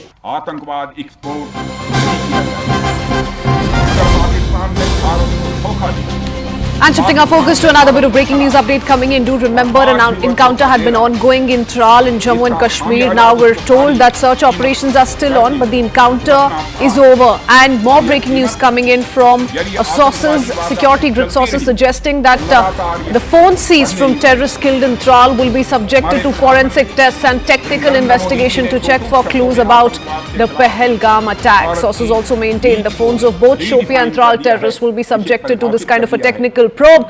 I want to go across to my colleague Arunima, who joins us with more details. Arunima, there's also a possible link that the security agencies involved in determining some of these technical assets that have been recovered, on how there could be a possible link to the Pahalgam attack. Give us a sense of what they're probing and any indications that have been shared so far on what they seem to suggest. So back-to-back two encounters have happened in Kashmir. First was Shopia, and then again just a short while back the encounter ended in Tral. Tral, Anantnag had been the focus of investigation right since April 23rd, a day after the Pahalgam attack happened, because at least one person who was named as a suspect was from Anantnag, and he was Adil Tokar. Now what we are told today is that Asif Ahmed Sheikh, one of the terrorists killed today in Tral, it is being suspected that perhaps he provided some kind of a local support to the Pahalgam module, but to ascertain that, we are told that the Jammu and Kashmir Police, the National Investigation Agency and all the other agencies involved are going to closely scrutinize the phones that have been seized. The Shopian attack, Shahid Kutre was one of the person killed. He is a known Lashkar-e-Toiba asset in Kashmir. So because it is suspected that a Lashkar module carried out the Pahalgam attack, therefore Shopia also is of a lot of interest to the security agency. And I also want to highlight here that why the phones could be vital for Pahalgam investigation is because it was a similarly seized phone from one of the terrorists, Junaid. If you remember, he was caught on CCTV camera carrying out the terror attack at the Sonmarg tunnel site where the labourers were killed.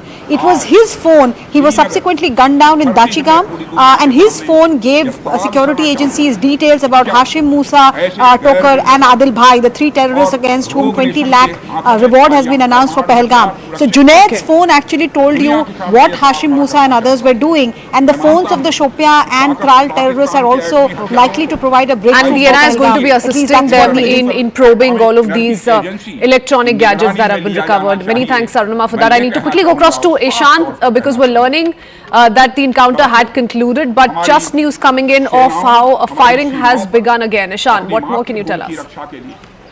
Well, we heard certain bursts of fire where we are right now, and there's a possibility that one of them could be still alive, and that's why the firing has taken place. It's been a while since the firing happened, but what we understand is that there's a possibility of a probe that is going on in this particular incident as well, where the investigation is being done particularly to see if there are any links to them. But as far as what sources are connected who we have been able to speak, there has been not a direct link in terms of the attack, but there could be part of the planning or part of knowing that the attack is going to take place. That is something where investigating agencies will come in and see that what really transpired, were they actually conspiring, or had they any plans to carry out further attacks. But I'll show you a site where the encounter is going on, the site where you will see that there's a tight cordon that has been laid by the security forces. They are trying to clear up the area and sanitize the location. Multiple teams of the security force are still going in and out of this location. We're not going to divulge any sensitive information at the moment, but investigation is on, and the bodies were actually spotted a while back by the security forces, and the priority for the security agencies and the security forces is to clear the area, to ensure that anyone who is possibly in the location is neutralized well on time. Look, this is a massive success for the forces. 6 kills in just a span of 3 days. First in Shopia, then in then in Tral, Tral, so putting the number at 6.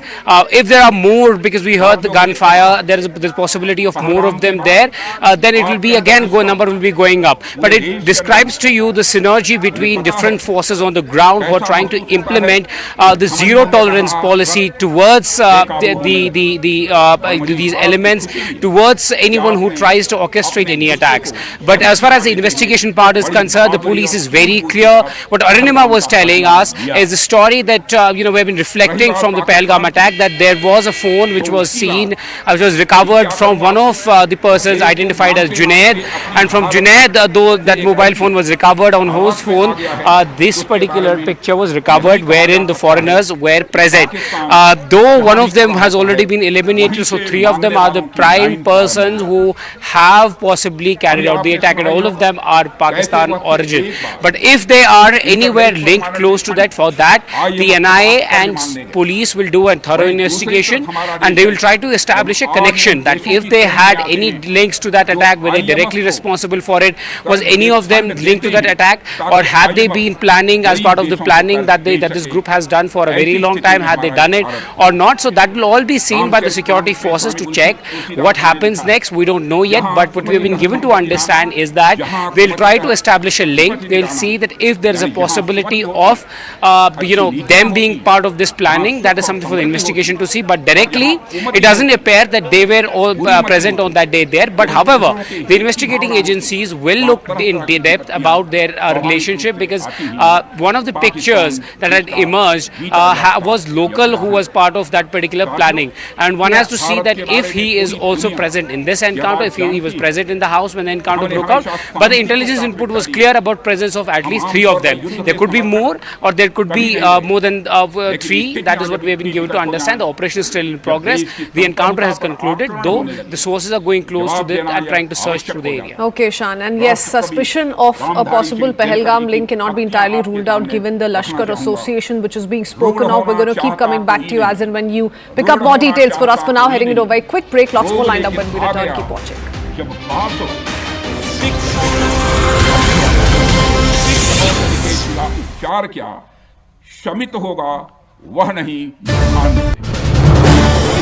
This is News 18 Network.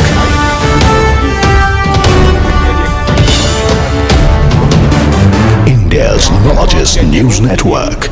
Operation Sindoor जैसी दवा की to the reports that were doing the rounds earlier about India hitting Kirana Hills in Pakistan, which, remember, houses their nuclear weaponry as well. Now, the global nuclear watchdog, International Atomic Energy Agency, which is popularly known as the IAEA, has said that there has been no radiation leak from any nuclear facility in Pakistan after the escalated military engagement with India. This is in response to a query on whether any nuclear incident or spill has been brought to the notice of the IAEA's Incident and Emergency Center. India had earlier denied hitting Kirana Hills in Pakistan, which allegedly houses Pakistan's nukes. I go back to Siddhant on that story. Siddhant, all the wagging tongues finally put to rest? Well, yes, Akanksha, it looks like after the statement from the nuclear watchdog, perhaps I think all this chatter and rumor around India hitting Kirana Hills, perhaps where Pakistan's nuclear arsenal have been kept. Perhaps the rumor and chatter will be put to an end, Akanksha. In fact, since 10th of May, there was chatter on social media platforms that India has hit Kirana Hills, and there is a radioactive. There could be a possibility of a radioactive leak in that particular area. In fact, an Egyptian plane perhaps has landed near to the Kirana Hills. Perhaps it was assumed that plane has been sent to see whether there is a leak of a radioactive substance to do the assessment. This plane has come, but now since the nuclear watchdog has said that no leakage has taken place in that particular area, and perhaps has denied any reports of any nuclear site being hit by the Indian Armed Forces. In fact, Akanksha, on the very first day, Air Marshal Bharti also made it very clear that we don't know what is there in Kirana Hills, but we have not hit that site. So India made its position very clear, and now the international watchdog, nuclear watchdog, is also perhaps saying something on the similar lines. And when the IAEA says that, this means that the matter has now been globally put to rest. Glad, Siddhant, that you mentioned what Air Marshal A.K. Bharti had to say, because let's play out his reaction when he was the first one to dismiss all of those rumors. Let's listen in to what Air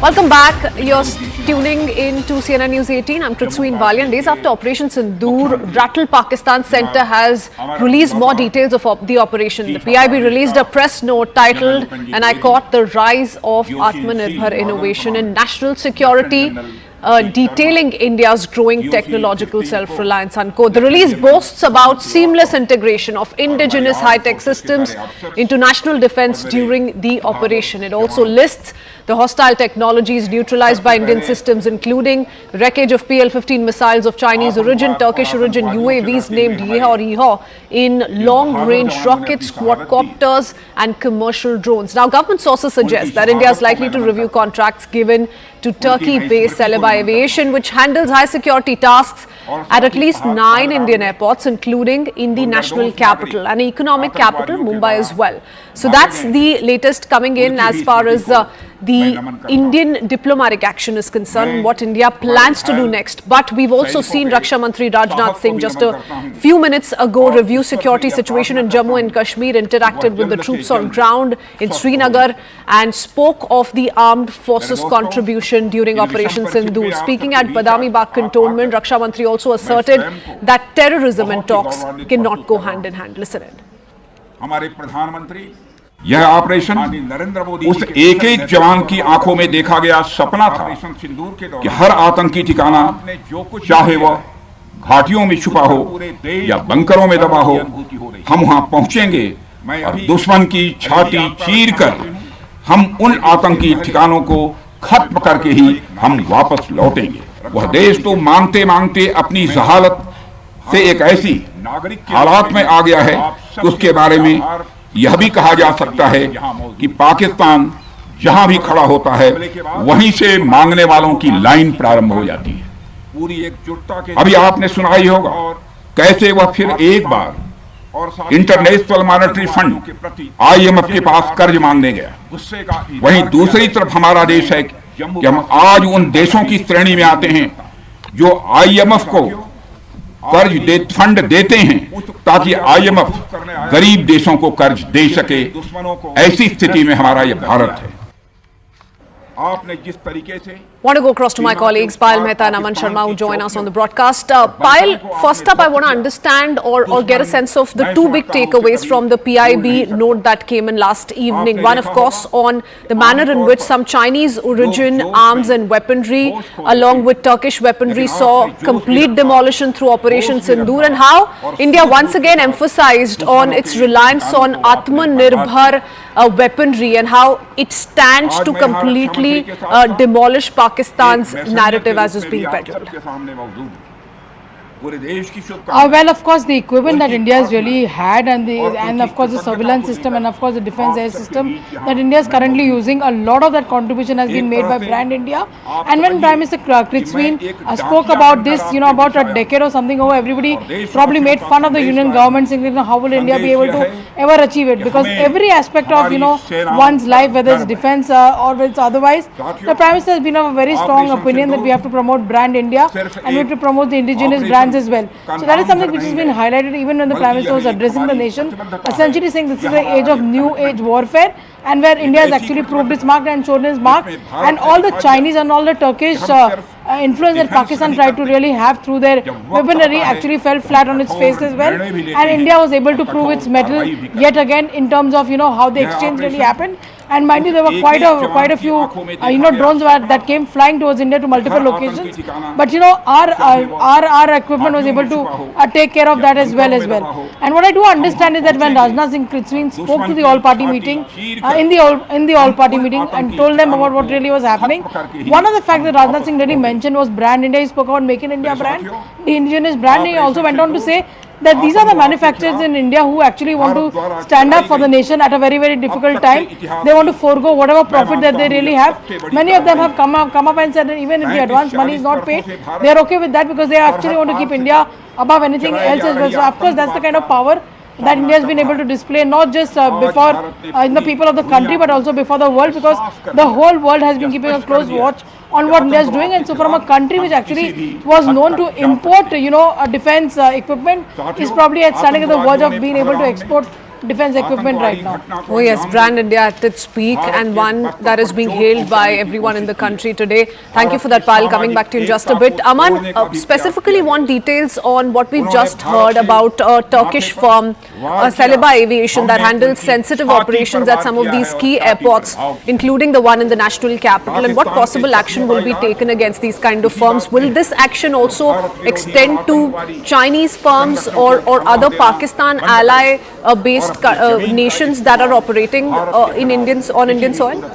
Yes, Kritzween, many Turkish deals with India, many MOUs, many firms which are working here hailing to Turkey, all those matters are under a strong review now after what has happened in Operation Sindoor, since we discovered that Turkish-made drones had been used against India by Pakistan and have been supplied by Turkey to Pakistan. Also, Turkey's statements are very much in the favor of Pakistan, the way they have weighing in and sending the military delegations to Pakistan on April 30th as well.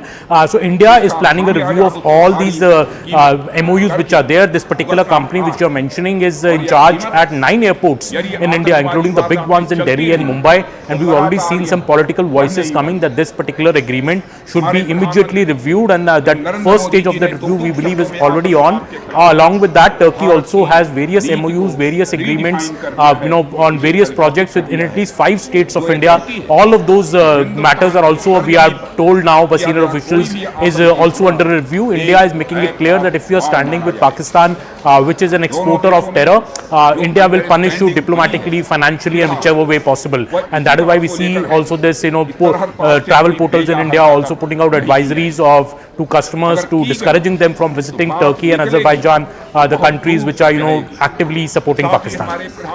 Okay, many thanks, Aman and Payal, for getting us all those details. Viewers, we've spoken about it at brief, but let's get into details now. Let's talk about the air defense system which was used by India, relied on by India, that completely demolished Pakistan's air arsenal. S-400 to begin with needs no introduction. Air defense system in India, which was used by the armed forces, also known as Sudarshan Chakra. The S-400 Triumph intercepted Pakistani missiles and drones. It tracks about 100 to 300 targets simultaneously, and this up to a range of about 600 kilometers. It engages threats at the range of 40 to 400 kilometers. So that's the S-400 and the power that it brings to the fore. Talking about Akash surface-to-air missile system, once again being popularly spoken of, being decoded by several security experts here on CNN News 18. This, remember, is a fully indigenous missile system, effectively engaged several aerial threats, and underscores how homegrown defense tech is at its peak and is heavily being relied upon by the Indian Armed Forces in taking on its adversaries. Let's now talk about BrahMos cruise missiles. Once again, this is believed to have been used in carrying out some very specific strikes against Pakistani military installations in retaliation to its misadventure, used in precision strikes against terror infra, used in strikes in Bahawalpur and Muridke. Remember, these are believed to be the headquarters of the notorious Lashkar-e-Toiba and Jaish-e-Mohammed. BrahMos missiles were used to target these specific locations. Moving on to Rafale fighter jets, once again needs no introduction.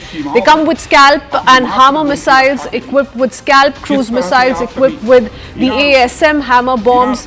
Deep strikes were carried out on terror camps using these, and it also ensured minimum collateral damage. Loitering munitions and UAVs, remember, also played a key role. These These are Israeli-made munitions and indigenous drones. Once again talks about the defense cooperation between India and Israel, and heavily, widely being spoken of on social media and by defense experts, used for surveillance and targeted strikes, neutralized enemy air defenses and gathered real-time intelligence. Now shifting our focus to the Spider air defense system. This was used or rather utilized the Python 5 and Derby missiles. It provided short to medium range air defense. It countered low flying threats and also enhanced multi-layered defense architecture. That's the arsenal which came to India's use in conquering the military exchange with Pakistan for 4 long days. Speaking of which, this is being noted by everyone in the world. I've been talking about some defense experts and what they're essentially maintaining. Several op-eds being written. India's approach has challenged Pakistan's proxy warfare tactics, has rejected the nuclear blackmail. India continues to assert that it will respond discriminately and proportionately without being intimidated by nuclear threats. CNN News 18's Rahul Shivshankar, in fact, spoke to defense expert John Spencer. Here's what Mr. Spencer had to say. Listen in.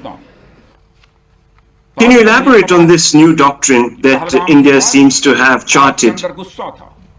Yeah, it's actually multifaceted. The first, basically a new doctrine, is the red line with terrorist attacks launched from Pakistan into India, and even though we're seeing individual acts right now, is that unlike before, right? So 2019, 16, 2008, 2001, India will no longer wait. It will immediately respond to achieve that level of deterrence, that there will be immediate consequences directly to the terrorist sites, training camps, locations, everything.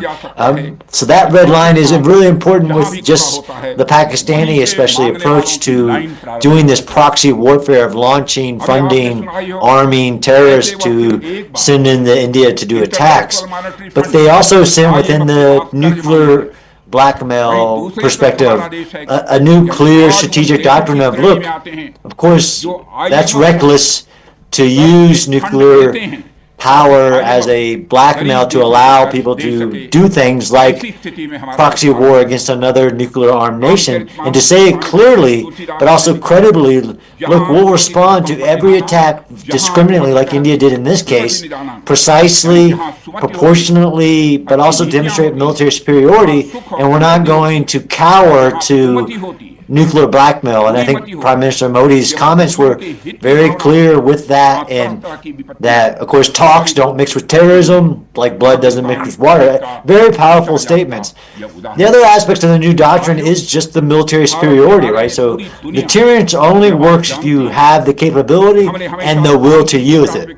So this new India is a stronger India that demonstrated superior military capability by being able to, one, take every attempt to attack Indian civilian and military sites with no success from the Pakistani military, but then demonstrate the capability to first hit terrorist sites, but then to hit Pakistani military sites at will, to include advanced systems that even I'm sure Pakistan thought were untouchable, but showed restraint, which is actually power, that we're going to demonstrate capability, which is all part of this new doctrine of you have to have credible military capability to have deterrence. India demonstrated that. So by every faction, this is a new doctrine, a new Indian approach. I'll come to, of course, the deterrence question and also our restraint.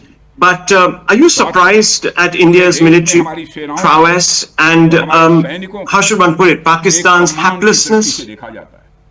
There's always surprises in war. I'm not surprised at being surprised, unfortunately. I know, as somebody who understands the uncertainty of war, the fog of war, even when you start talking advanced technologies like artificial intelligence, my job is to go into war zones where all that gets put to the test and then discover what's fact versus what was believed, what we say war on paper versus war in reality. Overwhelmingly surprised, yes, but not that Indian capabilities were this advanced. The made in India primary capabilities combined with other capabilities to create this multi-layered defensive system, but also an offensive capability. So there's lots of surprises in what the demonstrated results, right? So it's not just what you buy, it's how you demonstrate the capability to use it in an integrated fashion, which I, as a military person, can appreciate that it's not simple. Although we kind of see the simple results, I know that it takes not just one service, it takes ground-based systems, air-based systems, satellite systems. Yes, I am surprised at Pakistan's basically inability to respond, to stop Indian attacks or to be able to achieve offensive capabilities based on the investments they were making. I've seen Russian systems fail in other places. To see this level of Chinese systems fail to achieve the results that were intended was surprising as well. So yeah, lots of surprises, but I'm not surprised at being surprised. War is the ultimate test. For now, shifting our focus to how a day after Prime Minister Narendra Modi's visit to the Adampur Air Base, Pakistan Prime Minister Shahbaz Sharif dashed to the air bases in Sialkot and Pasrur in what is being called a copy-paste move. Both Pasrur and Sialkot air bases, remember, faced a lot of damage in the recent conflict between India and Pakistan after Pakistan intervened on behalf of terrorists during Operation Sindoor. Shahbaz Sharif was flanked by a delegation that included Army Chief General Syed Asim Munir, Deputy Prime Minister Ishaq Dar, Defence Minister Khwaja Asif and several others. The Pakistan Prime Minister stood on war tanks, which, remember, had no relevance in the conflict that took place between India and Pakistan. Further, extremely problematic visuals because there's barely any proof of how no damage was caused to these air bases. To put this in perspective, I want to bring in CNN News 18's Aman Sharma into the conversation. Aman, you know, those two contradicting visual sets are on our screens of the messaging that went through when Prime Minister visited the air warriors at Adampur Air Base and how India's military prowess was at full display. How is this, what we saw in Pakistan on part of Pakistani Prime Minister Shahbaz Sharif, no match to what happened here in India? Well, Kritzwin, if you see these visuals which are also running behind me, the Prime Minister Shehbaz Sharif's visit, Pakistan Prime Minister, looks like a complete copycat attempt to what Mr. Modi went to Adampur base a day earlier. If you see these visuals, there is no visual actually of Shehbaz Sharif landing at Sialkot. So, the first visual that we see of him is driving in this jeep, which is being driven by, Asim Munir, the Pakistani army chief. In many ways, it shows also who's in the driving seat in Pakistan. But there is no visual of him landing at the particular airstrip in Sialkot. And this, in fact, is a dead giveaway that there have been serious damage inflicted at the Pasrur Air Base and the Sialkot Air Base, by India. Also, if you see this address that he's giving after driving in the jeep to a point is virtually an open field. This is like a field where he's giving an address. A flex has been put behind him, which also looks like a very, very, patchy job, like a groundwork has been done, a kind of a thing to, just him standing upon a tank. Tanks had no use in the entire, were not even used in this entire India-Pakistan conflict. So nobody's really sure what message Shehbaz Sharif was trying to give here by standing on this tank. In fact, in these visuals far behind, you can see choppers, but that shows how far the airfield is, and they decided to do this particular, event, I would say, in this open field with this flex put behind that. So this is a very, very shoddy copycat job from what Mr. Modi did. If you remember, Mr. Modi landed in a Hercules aircraft right on the airfield in Adampur, and this is Pakistan was claiming that they had damaged the Adampur airfield. Prime Minister landed there in a Hercules. That shows for itself that nothing happened to the Adampur Air Base. In fact, when the Prime Minister was speaking, he was speaking right near the airstrip where the MiG-29s as well as the S-400, which which Pakistan also claimed it had destroyed in Adampur, was standing proudly behind the Prime Minister. So I think Prime Minister Narendra Modi was giving this very, very clear signal to everybody. You can see here, the MiG-29 is standing here. It's very close to the airstrip. His car is right next to the airstrip. You don't see the airstrip at all in the Pakistani Prime Minister visit. There is the MiG-29 you can see right next to the Prime Minister. Here you don't see anything of that sort happening. He's just climbing upon a tank with a flex behind him and making this looks like a shoddy field to me. And the government sources in India, in fact, slamming this copycat job. Even if you see today, Kritzwin, Defence Minister Rajnath Singh going to Srinagar, he's landed on the Srinagar airstrip. He's went to the Badami Bagh cantonment, our major military base in Srinagar. and he has spoken freely to our soldiers there. You can see the Prime Minister there also, in Adhampur, speaking freely to the soldiers, patting their back. That personal touch was there. But the Pakistani pictures that we see look very, very cold. Even the faces and the body language looks pretty sad, and it very much shows how much damage India has done in Pakistan, and Pakistan is just trying to, maybe mislead its population into believing that there is some win on the Pakistani So side. perhaps you have Shahbaz Sharif almost compelled to pull off this stunt, given how the Western media that once almost favoured it, or at least attempted to dilute India's version of success over Operation Sindoor, has also started recognizing the same. Aman, many thanks for joining us with all those details. Now shifting our attention once again, viewers, to Jammu and Kashmir. Remember, it's a developing situation as far as Tral encounter is concerned. 3 terrorists have been neutralized, and all the neutralized terrorists in Tral were affiliated with Jaish, is what we're learning. So, affiliated with Jaish-e-Mohammed. Remember, this takes us back to the story that unfolded in Pakistan just few days ago on the 7th, when Indian Armed Forces took down some of those terror headquarters, terror hubs in Pakistan. Bahawalpur was one of them. Reedke was one of them. Jaish and Lashkar headquarters damaged by the Indian Armed Forces. But here's what's happening in Tral. All terrorists affiliated to Jaish, the ones who've been neutralized, Dishan, what more do we know? Well, the identities are not out yet officially, but we have been given to understand that all of the 3 are locals, and they belong to Jaish-e-Mohammed cadre. So technically, there could not be possibility of a direct link with Pahalgam, but since Jaish and Lashkar have been also operating closely together, and since their space has been squeezed in Jammu and Kashmir, so they have been trying to club their group together and also carry out attacks together. Jaish-e-Mohammed is known for carrying out deadly attacks, and the sort of attacks that India carried out their bases has completely rattled them. And these 3 we are given to understand are locals, though we don't want to speculate any names, though we have them. But officially, these sources are saying that this is part of the investigation, and the identity has to be ascertained through different methods.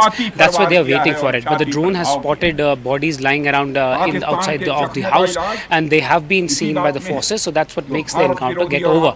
But yes, Jaish is known as an outfit which has carried out attacks in the past as well. There is peace and calm right now in Tral, but there have been gunshots which we have been hearing. Possibly clearing up the entire area and sanitizing it, because there could be a lot of explosives that could be lying around the vicinity. However, the Jaish-e-Mohammed has had a low footprint in Kashmir Valley in the past couple of years, but the Lashkar has taken front foot, and his has just gotten disseminated slowly. But Lashkar and Jaish has also been seen operating together in parts of Kashmir Valley whenever they have attacked. So the cadre has been seen meeting, and intelligence inputs have been in the past that they have been meeting at several occasions to orchestrate and plan to carry out attack at the security forces. If I give you an overview of the things look like, you'll see that still the operation is going on. The cordon is intact, and the forces are trying to sanitize the complete area to ensure that there is no harm to the civilian population. A lot of civilians were evacuated from the harm's way to ensure that the operation continues without any hindrance, because locals are and sometimes come in the harm's way, and that's why for them it's important to basically take out the civilians. But Jaish is known out, as I said, that they have carried out attacks at several occasions, and even in 2019 Pulwama attack, Jaish was responsible for it.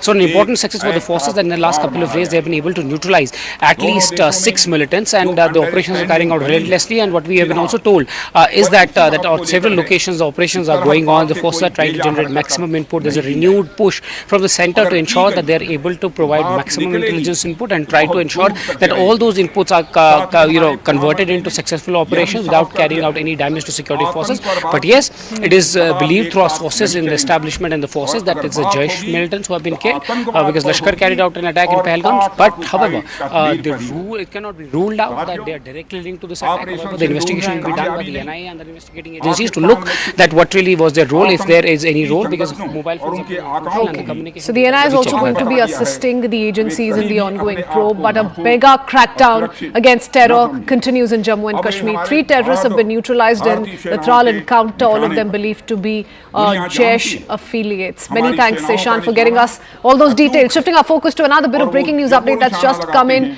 We're learning that the Tri-Shakti Corps of the Indian Army has taken to social media to share details of exercise Teesta Prahar at Teesta Field Firing Range. It showcased synergy across infantry, artillery, armoured, mechanized infantry, special forces, aviation, engineers and signals. also validated. Joint Nest, tech-enabled warfare, rapid mobility and all-terrain operations. It's a press release by the armed forces. I want to go across to Akash Sharma, who joins us with more details. This exercise was carried out through 3 days, Akash, 8th, 9th and 10th of May. Give us a sense of what transpired and how. All right, for now we need to shift our attention to Defence Minister Rajnath Singh. I believe he's speaking live. Let's listen. Okay, no, these are visuals of Raksha Mantri Rajnath Singh in Jammu and Kashmir, once again being welcomed by the armed forces there.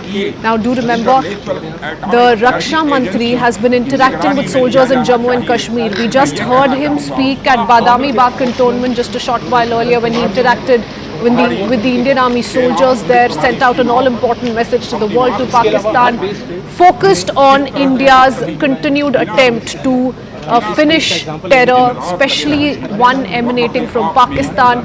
And once again, he's being briefed by our forces. You see on your screens visuals of Raksha Mantri Rajnath Singh interacting with the armed forces personnel, talking about the success of Operation Sindoor and also trying to get a sense of all that transpired through the last few days. Let's listen into the audio as well.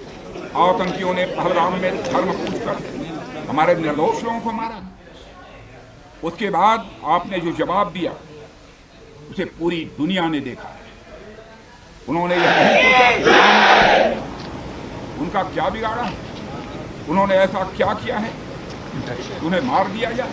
We're learning that these visuals are from the Srinagar air base. So after Badami Bagh cantonment, he was headed to the Srinagar air base, and these are visuals coming in of his interaction with the troops on ground zero. Akash Sharma joins us with more on these visuals as we keep up with them live through our broadcast. Akash, throw some light on what we're witnessing here.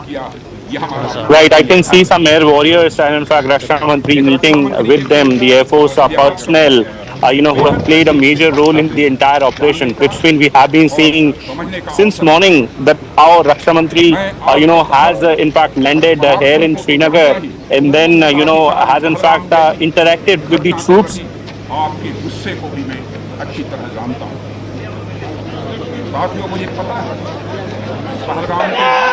we'll just reconnect that line of Akash to get us more details on what we're witnessing. Bharat Mata ki Jai chants once again being raised at the Srinagar air base. Raksha Mantri Rajnath Singh interacting with the air warriors there.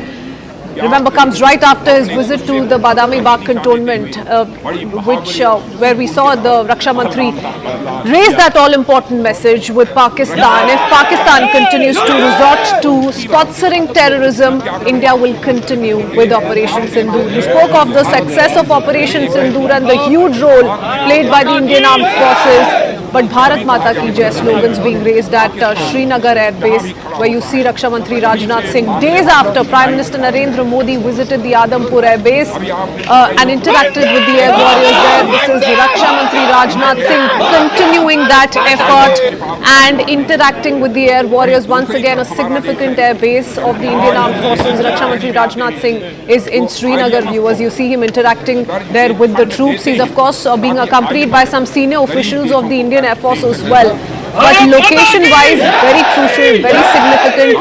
This airbase too, like the Adampur airbase, was engaged in taking on Pakistan's military misadventures through those 3-4 days right after Operation Sindoor was made successful by taking down 9 terror infrastructures in Pakistan and Pakistan-occupied Kashmir. So those two visuals, very important on the left side of your screens.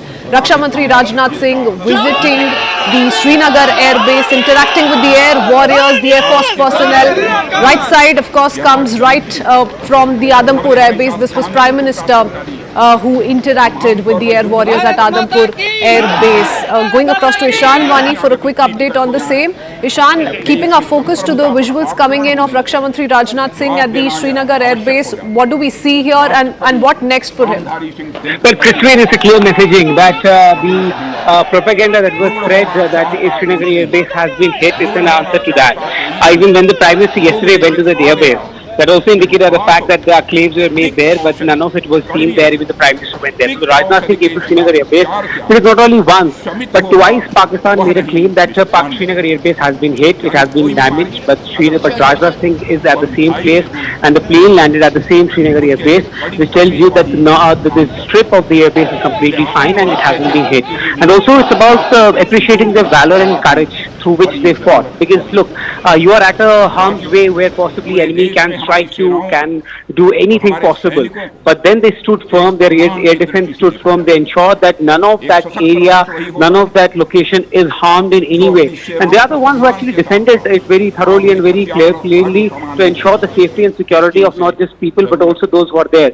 So Rajnath Singh's message is clear that not only did he join the forces but also the airmen who were at the Srinagar air station defending and guarding the India's airspace and were operational for several days, and possibly many of them must have been sleepless for days to ensure the protection of our skies and protection of the nation. And that's why the Rajnath Singh coming to Srinagar, meeting the army jawans at the DD camp, including the para, including the Rashtriya Rifles men, and then also going on to meet the Air Force jawans there at the Srinagar airstrip. So that is important because it tells you that the Rajnath Singh, the Home Minister, Raksha Mantri, is there to applaud the courage and to show them that they are with them, they are going to stand with the nation and they are going to defend the borders, and the government will stand by them in every decision that they take in trying to protect the nation. Okay, so it busts the false propaganda which was being peddled by Pakistan against Srinagar Air Base. Thanks for that, Ishan.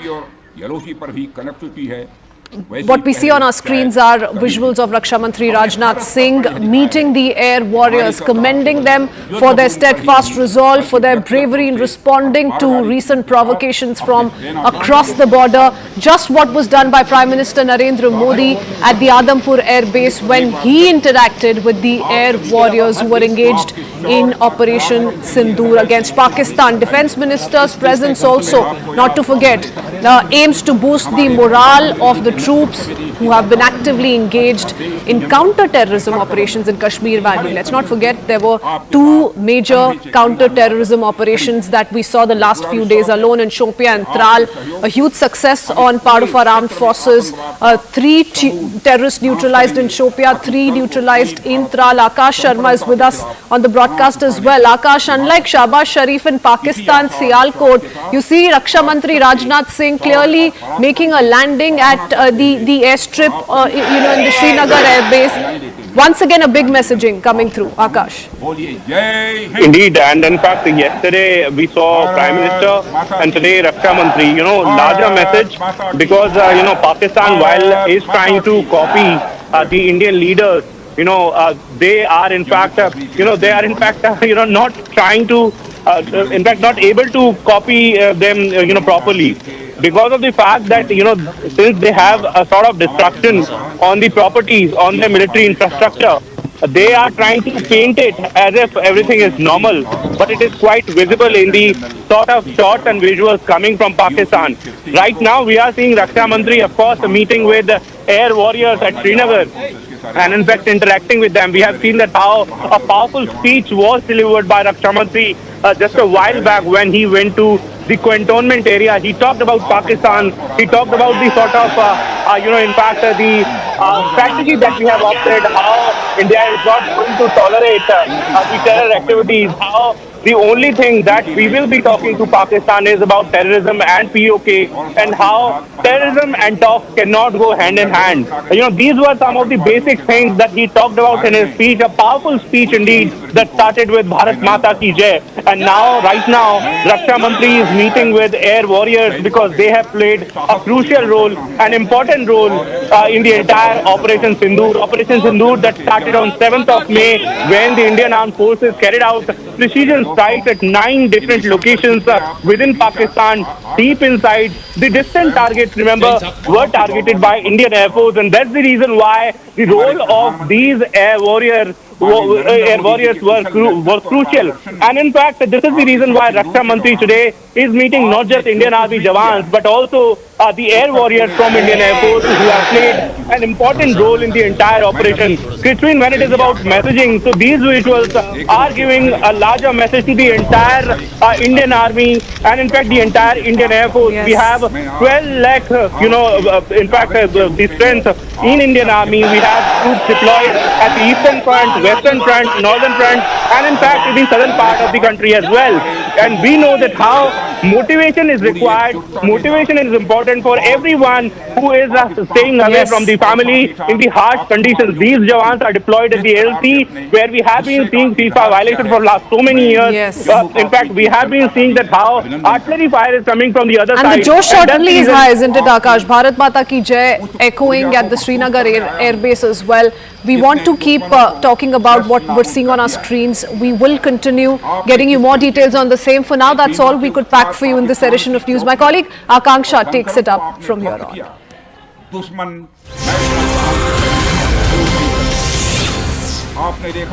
Very good afternoon. You're watching CNN News 18. I'm Akanksha Swaroop. We dive into this segment with breaking inputs coming in on US tariffs as government sources are telling CNN News 18 that nothing has been finalized on trade issue with the United States. Yes, India wants tariff relief, but it works both ways. This is what the stance of the Indian government is. Some items like pulses and rice are non-negotiable. We also have to keep in mind our farmers' concern. This is what the government of India officials are saying. In fact, President Donald Trump has said that India has made an offer to drop tariffs on US goods as the Asian nation now negotiates a deal to avert higher import taxes. And speaking on Thursday at an event with business leaders in Qatar, Donald Trump has said that the Indian government has offered a deal to the United States where basically they are willing to literally charge no tariffs. This is a claim that's being made by the US President. Now, Trump did not offer any further details in terms of what the nitty-gritties of that offer is, of how New Delhi's apparent offer is shaping up, and the Indian government did not immediately respond to a request for any comment. But this is the big breaking input that we're bringing to you now. Remember, ever since the US tariffs kicked into action on April 9, India has adopted a wait-and-watch approach. At the same time, India is also looking to finalize a bilateral trade agreement with the United States by fall of this year. And so we'll have to see what those claims of the US president actually mean when he was in Qatar, when he's talked about how India is now willing to offer a deal and certain as far as concessions are concerned. What are those concessions? But India maintains that there's been nothing that has been finalized, and that just like Donald Trump, who continues to prioritize the interests of the US farmers, it is the Indian farmers' interests which lies at the heart of the government of India's concerns. And that is why India will perhaps discount rice and pulses out of this, as Indian exporters are also currently watching and very closely observing this approach to the 27% US tariff as far as rice is concerned. Let's quickly go across to Pallavi. Pallavi, the US tariffs are back in the spotlight after the US president delivered those comments in Qatar. But what is it that you're learning in terms of how is the Indian government taking this forward? Well, it's very much a wait and watch policy over here, Akanksha. In fact, what they are saying, and as we all have reported, the Commerce Minister, Mr. Piyush Goyal, will be heading to America for that very important, much awaited BTA, or the bilateral trade talks which are going to take place. But there have been backroom negotiations, there have been video call meetings. In fact, the government had also set up a small committee of ministers like Mr. Piyush Goyal, the Finance Minister, Shivraj Singh Chauhan. They are all important stakeholders as well as External Affairs Minister, and this is the job of this committee was essential to discuss on the trade tariff talks with America. So what government sources are telling us is that hold your horses. the trade negotiations are going to gather steam. We can expect some more clarity. India, of course, does want easing of trade tariffs on both the sides. It's going to be a give and take, just as America expects that we are going to give them huge concessions. We too would want some huge concessions coming in from America. But you know, Donald Trump's comment have often been like a pendulum, from beginning to say that America is a tough negotiator to saying that they do understand Indian concerns and they are going to be accommodating. And now with these kind of words, it does put it a bit of an awkward situation just ahead of the BTA talks in America. But what we are told is that at the end of the day, and the main problem really, Akanksha, is as far as the agricultural products are concerned. Yes. That is going to be a tricky situation given the fact that India is primarily an agrarian economy. What I'm also told is the interest of the farmers will be kept in mind. As much as we can negotiate, we will negotiate, but it's not going to be giving it out on a platter to America at all. And who else but the US President to understand that best, because he is prioritizing the interest of his own farmers, and so will the Indian government. So the moot question is, if India is willing to open up its agricultural market, how much and how soon?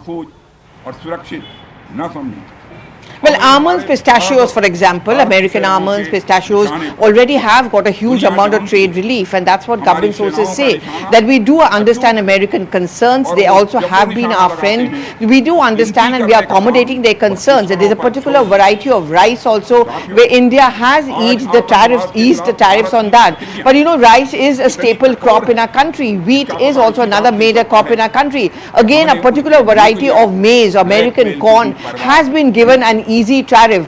But if you expect that all of it is going to be given as an easy route up to America, we are going to remove all the tariffs and not getting a quid pro quo from America, that's also not going to be acceptable. It's the challenge, and the challenge over here is to kind of balance the two off out.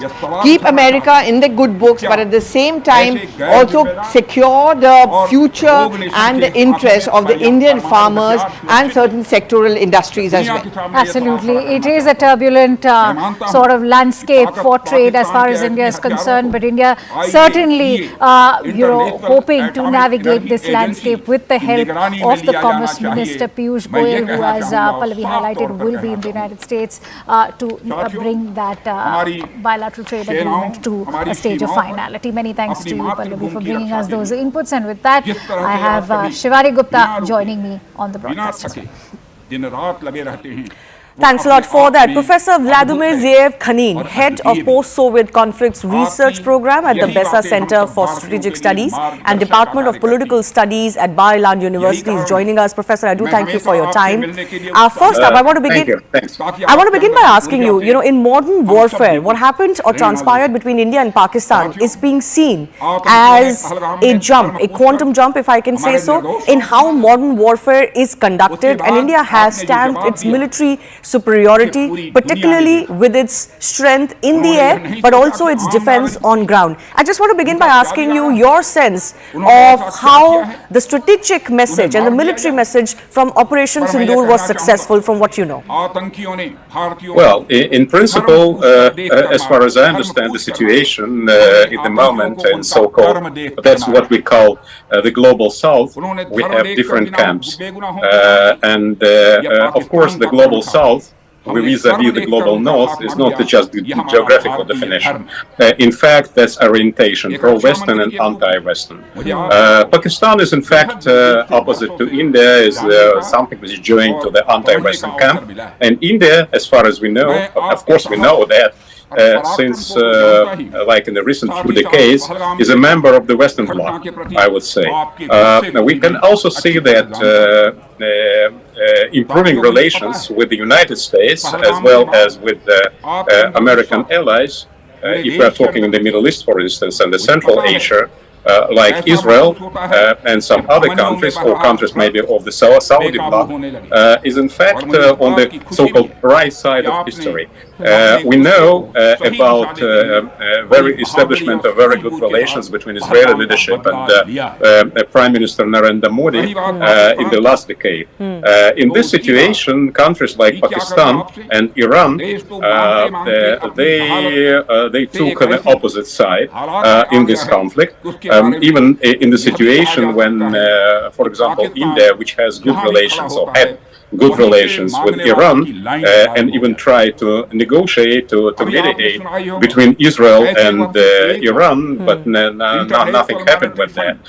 In this current situation, but that's all what happened in the first term of President Trump. Now, in the second term of President Trump, I think the situation is we have a new model of forces, structuring forces here in this Southeastern Asia, in the Central Asia, and the Middle East. At the moment, as far as we understand as far as I understand the situation, I would say that in case Abrahamic records will return on the table, meaning normalization of relations between Israel under the auspices of the United States, of course, with the Muslim states of the Middle East, and then we expected that a relaxation of the conflict between American allies like Israel, like India,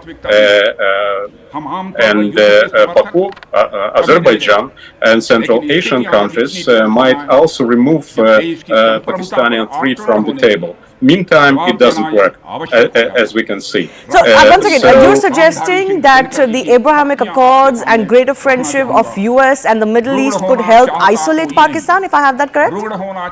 I think so. Especially if such projects like a middle corridor or project between away this 5,000 kilometers starting from India and through the Middle East, Israel, and then Europe on one hand. And on the other hand, India, Central Asia through Azerbaijan and Turkey, and then going westward through Israel and going to Europe as well. So from this point of view, Pakistan will be isolated. It will not. It's not going to be a part of the relaxation and agreement. This package of agreement, to my mind. Okay. Professor, I also do want to ask you, as of now, US has, under Donald Trump's second administration, I'm not sure if this is the US state policy, but at least Donald Trump has made statements to the effect where he has equated India and Pakistan. In India, we don't see this as such. India is the victim of Pak-sponsored terror, so perpetrators and victims cannot be equated. Do you think the US under Donald Trump too will course correct? These could be statements made offhand without deeper understanding of the situation? I believe that all the sides that are involved in the current international relations system should get a better understanding of their potential or actual partners. To my mind, India didn't enjoy enough space in the interests of the United States, but I believe that analytical centers, decision makers, journalists, your colleagues on the American side, but also it's important that it will be also true in concern of European side and Israel side and Middle Eastern side in general, would understand better the situation in the situation that India exists at the moment. My understanding is that if this new model of new old concept of the collective security in the Central Asia, in the Southeast Asia, and the Middle East will intersect, that maybe even all these triangles will be unclosed meantime, and many will rely on personal relations between specific countries. For example, Jerusalem and New Delhi. As we said in the last decade, a lot was done in this case, and including, for instance, Israeli military technology, which were provided to India, and now the product of this production of these technologies and the development of Indian industry. Now Israel enjoyed the results. So if we will put all together and with all these elements of bilateral and multilateral so the India-Israel relationship is definitely very strong, and we've seen, of course, its growth over the last few years. Israel has been a true friend to India, and India has also stood by Israel. But I want to understand from you, why is there a reluctance still in the Western world to come together against fundamentalist, violent Islamist forces? Why do you think there's a reluctance still? Why they do or why they don't. Why is there a reluctance to come together against such forces? I think that the only solution. If it's not looks like now, and Mr. Trump is trying, first of all, okay, he came to power the second term of his position in the White House, not to stop the wars, as he explained us, but to finish wars. According to him, he wants to finish wars that are unneeded, according to him, the United States, like war in Eastern Europe and war in the Middle East, in order to redirect diplomatic, military, economic, and other resources in their conflict with China. From this point of view, I believe that interests of Israel or countries like Azerbaijan and India, of course, can buy this idea. The question is whether the interest of New Delhi, of Jerusalem, of Baku, and Central Asian countries will be taken into account. According to Mr. Trump, this visit that is about to complete his visit in the Middle East. Meantime, he's talking about economic interests, but at the same time, a lot was said about radical Islamist regimes that should be moderated or removed from the political camp, in terms maybe at least in terms of their influence, and I guess that at the end of the day nothing else is possible. But it seems like economic concerns are dominating Donald Trump's policy right now. I believe that, as usual, in the democratic country like India and Israel, on the same page, there are different approaches to understand that. Some of our political commentators and decision makers and politicians and journalists, they believe that there is like something hidden, a very complicated combination. The meaning of this combination we don't know. Others believe that, and they're afraid they have to join them, that at the moment Mr. Trump is interested to solve his immediate problems, and his immediate problem that's in foreign policy. This is China, and in internal and domestic policy, first of all, how much money the average American household live in the supermarket. From this point of view, his agreements with Saudi Arabia, with Qatar, and the United Emirates, on one hand, this huge multi-billion-dollar investment in the American economy on one hand, and on the other hand, to ensure partners in the Middle East like Turkey and the Saudi Arabia to join American vision. That's his attempt, as well as his attempt to come to agreement, a diplomatic solution of the Iranian nuclear problem. We don't know whether it will work. Give us a few months or maybe a year, and then my answer will be more clear. All right. Professor Vladimir Zeev Khanin, thanks a lot for sparing your time, and thanks a lot for joining us here on CNN News 18. On that note, tossing back across to my colleague Akansha. Inputs coming in from Kashmir. As what we are learning is that CNN News 18 has accessed the terror hideout visuals from Tral. Remember, Tral in Pulwama is where an encounter had broken out. These are final moments before these terrorists were neutralized, and this is what we are bringing to you is images of the terror hideouts now that have been accessed exclusively by CNN News 18 of all of those terrorists who were camping in Tral. They have been gunned down. From what we are telling, security forces have been engaged. First they were engaged in a gunfire, and now what we can show you is that those are images coming out of that terror hideout, which has been clamped down on by the security forces in Tral. South Kashmir happens to be a major area of focus, as just a day ago Operation Kela was concluded, where 3 LET terrorists had been gunned down. That was in Shopia, and let's quickly bring you up to speed with these visuals. As you can see, why is South Kashmir so integral right now, and why is it on the radar of the security forces? Let's take you through the visuals. So they have been camping, most of these terrorists, perhaps even these were affiliated with the LET. We are awaiting official confirmation with regards to their affiliation with any terror group, but we know that during the previous encounter, those terrorists were from the Lashkar-e-Taiba. And as far as these images are concerned, what we can show you is there is a grassy hideout, what we can see, and perhaps they were camping in South Kashmir, which, as we all know, is a shrubby area. One of the terrorists can in fact even be seen, as clearly is seen. This is a final moment before being gunned down. Let me highlight that to you. And on that note, let me quickly bring in Ishan. Ishan, if you could shed more light on these images that have been accessed by you. Very critical images, also shedding light on their hideouts and how they all have been camping in South Kashmir. Well, absolutely right. We have been speaking about this from early morning, that this particular part of South Kashmir has become a hotbed since last decade, and that's why the focus of the security forces have been here.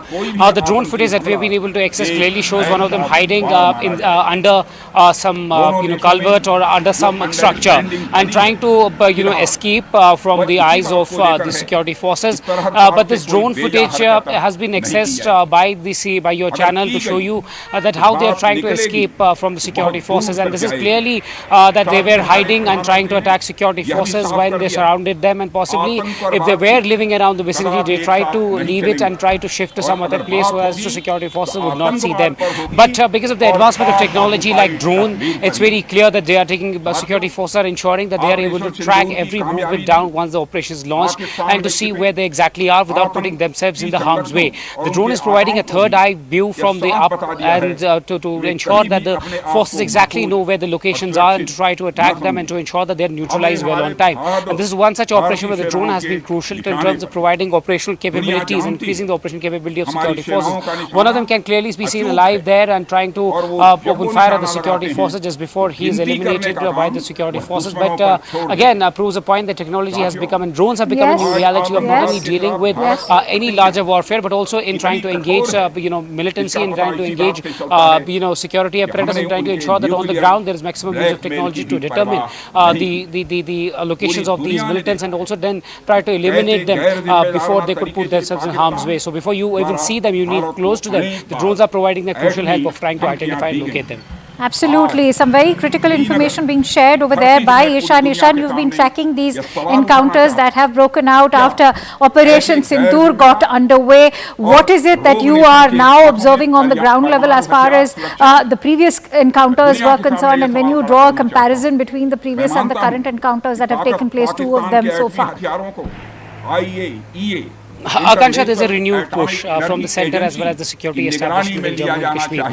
The messaging is clear post Pulwama that spare nobody, and we don't want any lapses in the operation. Continue to generate human intelligence and technical intelligence to carry out maximum number of operations across Kashmir. Just don't limit your operations to South Kashmir. Generate inputs on the line of control, generate inputs in North Kashmir, Central Kashmir and also in South Kashmir. Prevent happening of any attacks, preempt them, generate more inputs and try to ensure that they are able to deal with the hardcore ground workers time and time again and check their data if they are in touch with any of these militants, and then carry out attacks carry out the assault on these militants who could be hiding in any of these vicinities in South Kashmir. And also because Amit Shah has been clear that there is a need for a coordinated effort, not only from one force but from multiple forces, to ensure that the threats are eliminated, be it the intelligence bureau, be it the JNK police, be it the army, be it the army's intelligence, be it the army itself, be it the para. Everyone has to get their act together so that to ensure the safety and security of citizens in Jammu and Kashmir, not only the tourists but also the local citizens as well, because we have seen that there have been a number of targeted attacks and targeted killings on the security forces and also off-duty security personnel, civilians, political party leaders, to preempt them and to stop them before they are executed. That will be the job and that is a priority of the security forces. But South Kashmir has been a hotbed in the past. Right. Hold on to those thoughts, Ishan. I need to take the viewers through the footage. Stay with me because I'll need inputs and information from you. As we've been telling you, CNN News 18 is one of the few channels to have accessed this footage that we have right now. In fact, if I were to sort of show you, you can see that terrorist is actually hiding out over here, and this is just crucial moments, critical moments before he was gunned down. This is footage that we have accessed of the entire terror hideout that was accessed by the security forces as that Tral encounter actually took place. It was underway when these terrorists were gunned down. You can see there's movement over here as well. This is the terrorist who's hiding, and moments before he was destroyed, this is footage that has been accessed by us. Critical moments before gunning down of that terrorist have now been accessed. On that note, I go back to Ishan. Ishan, we've been discussing throughout why South Kashmir is particularly on the radar. Earlier, Shopia, now Tral in Pulwama. What is it that's making this location so accessible for these terrorists? Well,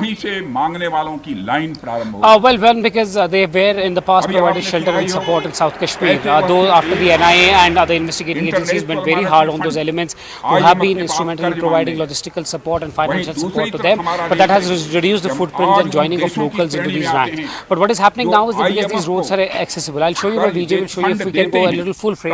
I'll show you these mountains surrounding this. So the Tral area where the encounter is taking place, all these mountain ranges are interconnected, because we have seen a new kind of warfare, that is the mountain warfare has become a reality in the J&K sector. And for the security forces to deal with any kind of eventuality, they have to make a robust mechanism to go into these mountains. And these mountains, because Tral is a middle point of it in South Kashmir, so it's accessible to even reach Srinagar, to reach central Kashmir, to reach any other parts. So that's why a lot of footprint has been in South Kashmir. Also because of the fact that they have had a support base in South Kashmir. And that's why most of them have preferred to stay here. And because of the fact that they are locals, most of the recruitment in the past has taken place from the South Kashmir. North Kashmir was on the map, but then footprints they started to reduce once the forces launched a massive scale operation prior to 2010. But after that, it started picking up more towards the South Kashmir, where you saw Burhan Wani, you saw Zakir Musa and other names emerge from it. And then after the elimination, the numbers have come down, and the NIA is trying to investigate and unearth the entire nexus. But post that, there is some sort of support on the ground, and that is where you're seeing the statements being made again and again by the political party leaders, by the centre, by the Lieutenant Governor, that we need to dismantle the structure. And that's what they mean, that dismantle the structure, that if there's somebody who's supporting it, that is what they have been talking about. So the structure and the support that they are getting here, that needs to be dislodged. But the fact is that now they are trying to station themselves in the mountains, in the forest area, but the overground worker's role has not diminished. The overground worker is there, he's trying to store and give them food in the mountains, and then coming back without even staying in touch with them. And that is where it gets more tricky for the security forces to deal with them. Because mountains, you don't get human intelligence much, and they don't carry out communication much in the mountains. And that's why I want to bring you in, Ishan, when you are saying that the mountains are inaccessible, something that we also witnessed when the hunt for the Pahalgam terrorists was on, how the south of Pir Panjal range was becoming a major roadblock for security forces to go and nab these terrorists. Will drones now come in handy to track these terrorists? Akansha, it's difficult to pull off a drone in the highly dense forest area because the visibility is not there. There are large pine trees due to its large, girth. It becomes difficult for the forces to spot them. And then there are thick, lush mountains, and they try to hide themselves into hideouts which are naturally carved out, be it with these rocks, be it in the thick, woods, and that's where they try to hide themselves. It became a reality when India and China came face to face in Galwan. To just give an overview quickly, the forces started staying in the mountain from the mountains of Rajouri Post because they had to be peaceful, and that's where they realized that they could actually form a base in Rajouri Post and station themselves there because there was less footprint of security forces. And then with time they realized that the mountains have become a new reality, and they could sustain there for a very long time rather than coming in touch with the human population, be it in Kashmir or other parts of Jammu. And they try to stay away from a human gaze, don't use technology so that their survival can be long last. But what has happened in the past is that the survival has been limited because of the intelligence, that human intelligence and technical intelligence that the forces have been able to gather. And that is why today's operation has also been in a area which is largely populated by people. It's a village area. And yesterday's operation in Shopia was something which was a big achievement given the fact that there was no population living there. It was a forested area. They were also able to generate input there. So the focus has also been gathering input from the forest. So how will they use drones? Where there will be a use of a thermal drone to detect the heat movement around the forest area, and sometimes it becomes difficult because it can be as deep as 5 kilometers from the walking distance, and once you reach there, they might move in from that particular place to reach some other place, as has been the case in the Pahalgam attack. It's a possibility that those attackers had travelled, our sources are indicating to us, from Rajouri Poonch through DKG Gali and then from Khag Magam, and they divided themselves into different groups. So they try to come in from one sector to another and try to do all these things, but the forces are after them. We have been given to understand that the multiple team of forces are searching through the Pahalgam forest, Kokarnag forest and other areas which are critical for their movement, and they will not survive for a very long time. It's a matter of time, but the forces are telling us to eliminate them before they try to do anything more which can bring both India and Pakistan together. Ishan, is time of the essence, given that security forces have already highlighted that up until October, this is going to be a very critical period for security forces who are currently focused on a clean-up operation of sorts to get rid of these terrorists? Well, Akansha, right, Amarnath Yatra is the biggest security challenge that they will face now. In a month or so, you will have the Amarnath Yatra starting. There is already a lot of force deployment that is made to ensure the security of the Yatra, because it passes through South Kashmir and then also goes through Central Kashmir, Sonmarg and Pahalgam. So that is where the vulnerability is. There is a long stretch that the forces generally are mobilized, and there are a slew of meetings that will take place before it happens. But the challenge will definitely be Amarnath Yatra. That will be the biggest upcoming challenge, and to ensure the security and safety of those. If I'm not wrong, in 2017 or 2018 was a time when Amarnath bus attack took place in Anantnag, where a bus was targeted and some 6 or 7 Amarnath pilgrims lost their lives and many around 2 dozen were injured. So they don't want a repeat of that, because things have been set very straight by India that if there is any attack like this, any attack to harm Indian civilian, it will be dealt with more severely than what we saw now, because India and Pakistan were almost at a war. So that means that if anything more happens, then there will be nothing less than a war possibly by the government at the moment, because they have completely made it clear that if there is any further escalation, further more attacks on the Indian population and civilians, that will have a much stronger response. And what can be the more stronger response? Because what we have seen was not short of a war, but it was like a war-like situation. And now if it happens, if it escalates, there are further attempts being made in the Amarnath Yatra to impose that will bring both the countries to a massive face-off. And that is where security apparatus do not want to let that happen, do not want any lapses to take place, because Pahalgam was definitely a lapse in terms of the security, but post that forces have been trying to garner support and also try to ensure that they are able to hit hard these particular groups who have been instrumental in parts of South Kashmir to carry out these attacks. But yes, mountains, drones, technology is a new warfare, and that is what is being seen in action, and that is something where the forces will have to deal with. Many thanks to you, Ishan, for sharing with us all those extensive inputs. We will keep coming back to you as and when more information trickles in. Ishan, bringing us those critical footages and images of the terror hideouts that were accessed by the security forces just moments before they gunned them down. And with that, more breaking inputs coming in as far as Operation Sindoor is concerned. Top government sources are telling CNN News 18 that the government is very confident that India has come out of this strongly. In the last few days, we have seen Western media laud India's supremacy in military strength as well. There's no comparison to what we were doing during Kargil. We have increased our capabilities by leaps and bounds, and that was showcased by the DGNOs in 2 successive press conferences. Those breaking inputs brought to us by Payal Mehta, who is also joining us with more information, and she'll be joining us in just a bit. But remember, it is in fact top defense experts who are authorities in modern warfare who have also lauded India's efforts, be it Tom Cooper or even John Spencer, who have appreciated India's growing military might. Kargil, remember, was a very different battle altogether, since it was fought in the upper reaches of the Himalayas and was largely limited to the borders, but this time around we've seen the conflict spill over to civilian targets, and with missiles also being directed towards the national capital. Payal joins us live now. Payal, having said that, not that India is looking for validation from Western media, but important to highlight how far we've come in our military strength as far as Operation Kargil versus Operation Sindoor. Well, of course, that is going to certainly make a lot of people feel very nervous, and a lot of people feel very uncomfortable, because India has risen when nobody could really think of rising. For example, in 2020, when the world was taken over by COVID, India was one of those countries that was able to devise its own indigenous vaccines, for that matter, which was distributed to multiple countries across the globe through the Operation Amaiti, as we called it. But of course, now what we've been able to do is actually a test of time. Prime Minister Narendra Modi Akanksha throughout his entire journey as a Prime Minister has been speaking about the brand India taking the center stage. He's spoken about the Make in India push, which is taking center stage right now in the defense capabilities that the country has been able to display as well. And gone are the days when we were considered to be a country which only import defense equipment or defense services from other countries, but now we are very confident that we can actually have our own indigenous defense equipment, and that's actually a great credit of that should go to the scientists who worked overtime on this. That's something which Prime Minister has highlighted multiple times.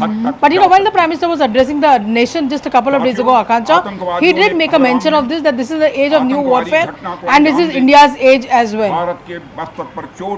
I'll also decode how India has made a strong statement in the global defense market through Operation Sindoor. At a time, we've seen how Turkey and China have come to, or rather jumped to Pakistan's rescue. What does it speak of our own strength when it comes to our military capabilities, whether offensive or defensive? You have the S-400 in collaboration with Russia, and then you have the BrahMos. Yes, of course, these capabilities are something that India has been able to display to a large extent, and not just one or two drones. Drones came in probably hundreds from Pakistan, and each of them were defeated. Each of them were not able to, not a single one of them in fact was able to reach their set target, and that is of course India's prowess, that India has been able to see. These indigenous drones have been something that have actually acted as a protection as far as India is concerned, countering Pakistan's dirty design. And the S-400, which is of course called the Sudarshan Chakra, acted like the Sudarshan Chakra, and those visuals were exemplary to watch even for a naked eye, to see how it was thwarting the attempts that every time Pakistan made to attack as well. So obviously the equipment that India has been able to put on display over here, and the fact that multiple people within the government system, Akanksha, had opposed the procurement of S-400, but there were a couple of bureaucrats who stood very strong and said no, this needs to be procured, to which of course the Prime Minister gave them a go ahead, and look at the results. That's something of course which India will be speaking about in the times to come. But like I said, from a country which was only procuring equipment to a country which is now on the verge of exporting equipment, this is a long journey that India has been able to cross, right from Kargil war to what we saw with Pakistan a few days ago. Many thanks to you, Payal, for bringing us all those latest inputs. With that now, shifting focus over to what the global nuclear watchdog, as it's popularly known as the IAEA or International Atomic Energy Agency, has now confirmed there has been no radiation leak from any nuclear facility in Pakistan following the recent military escalation with India. The clarification, of course, comes as Indian Defence Minister Rajnath Singh has raised serious concerns about the safety of Pakistan's nuclear arsenal, and Mr. Rajnath Singh said that Pakistan is an irresponsible and a rogue nation and has urged the IAEA to take control of Pakistan's nuclear capabilities under international supervision. Speculation had, remember, intensified after reports suggested that India may have struck Kirana Hills, which is believed to be a sensitive nuclear site, but India has consistently denied targeting any such facility. Air Marshal A.K. Bharti of the Indian Air Force had reiterated that Kirana Hills was not on India's radar. The IAEA statement now backs that assertion, confirming that no nuclear incident has been reported to its emergency center as well. Listen in to what Raksha Mantri Rajnath Singh has had to say. नहीं की पूरी दुनिया ने हमने उनके nuclear blackmail की भी परवाह नहीं की। पूरी दुनिया ने देखा है कि कैसे गैर जिम्मेदाराना तरीके से पाकिस्तान द्वारा भारत को अनेक बार एटमी धमकियां दी गई। आज श्रीनगर धरती से मैं पूरी दुनिया के सामने यह सवाल उठाना चाहता हूं कि क्या ऐसे गैर जिम्मेदार दुनिया के सामने और रोग नेशन के हाथों में परमाणु हथियार सुरक्षित है? दुनिया के सामने यह सवाल खड़ा करना चाहता हूं। मैं मानता हूं कि पाकिस्तान के एटमी हथियारों को IAEA international atomic energy agency की निगरानी में लिया जाना चाहिए। सेनाओं हमारी सीमाओं पर Thank you for telling us that Kirana Hill houses some nuclear installation. We did not know about it. Okay. And we've not hit Kirana Hills, whatever is there. Okay. I did not brief in my briefing yesterday. All right, Ishan Wari is joining me on the phone line with more inputs. Ishan, given that the latest development is that Raksha Mantri has urged IAEA to keep Pakistan on its radar, especially when it comes to the nuclear facility in Kirana Hills. Why does he say so? Rajnath, I think that cited that Pakistan is a rogue nation and that's why they need to be kept as a check. And the threat, because we have seen already that Prime Minister multiple times has said that the nuclear threat did not budge or did not stop us from attacking Pakistan's crucial airspaces, and particularly those where several people have analyzed that it's close to the Pakistan's nuclear facility to send out a stern message. And also the fact that he has said that the whole world has seen how irresponsibly Pakistan behaved and particularly threatened India, and because of the fact that from Srinagar he was speaking about it, is a messaging in his head, and he said that Pakistan's nuclear weapons should be taken under supervision of IAEA, and that clearly indicates that the fact that the speculation that have been there, for a very long time, whether the nuclear is safe in the hands of Pakistan or whether the threats that they try to make to several nations in terms of having a nuclear weaponry, or because of the fact that India also stuck near that important base where reports are that the nuclear facility of Pakistan is nearby. So that is where all of these things and arguments come in. But Rajnath Singh clearly said that it's a rogue nation, and that's why the IAEA needs to also take a look at how Pakistan is hosting nuclears. This is a messaging. This is a messaging to the international community from the defense minister from Srinagar. He said that. So that gives it a more stern warning, because Pakistan had claimed that they have been able to hit India's crucial assets, and today Rajnath Singh even went there to check on his own, be it the Srinagar Air Station or the Air Force Station or any other locations where they had tried to attempt to at least hit them. But because of the fact that he went there and said this, it means that it's a messaging itself for the global community.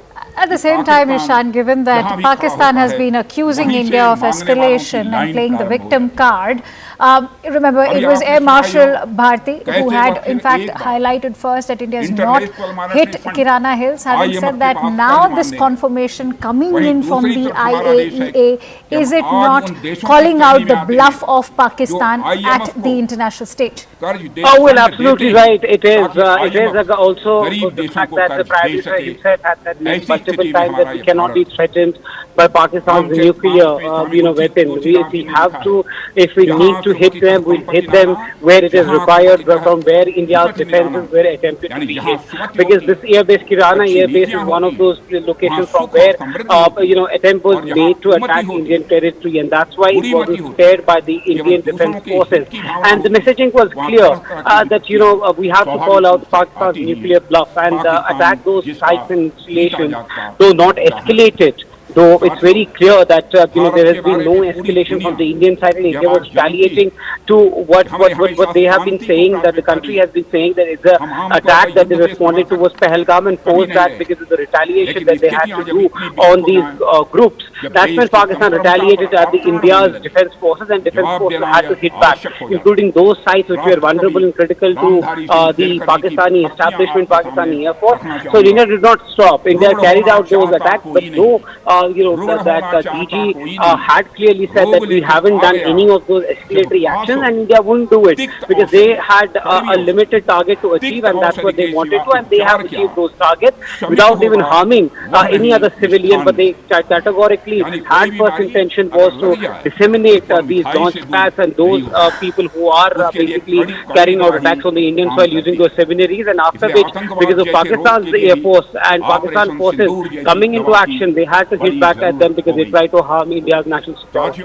Many thanks to you, Ishan, for bringing us all those latest inputs. Now, in the wake of Operation Sindoor and rising tensions between India and Pakistan, a flurry of claims and counterclaims about nuclear incidents at Kirana Hills have sparked global concerns. On CNN News 18's Griha breaks down the facts behind the fury and the fiction surrounding this sensitive flashpoint. Listen.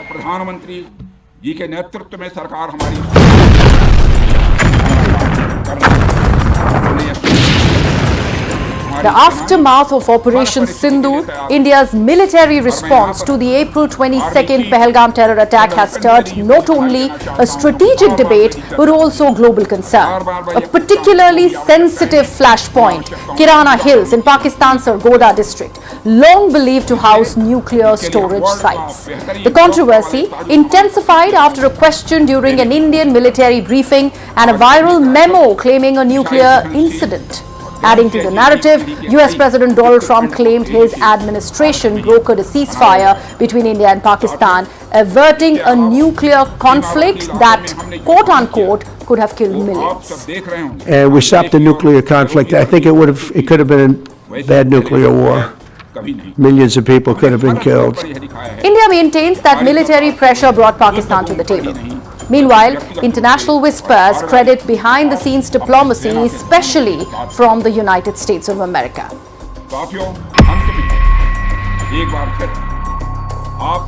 So let's unpack this. Kirana Hills is a restricted military zone located just 8 to 20 kilometers from the Sargodha Air Base in Pakistan, one of the 11 key Pakistani military targets hit by India.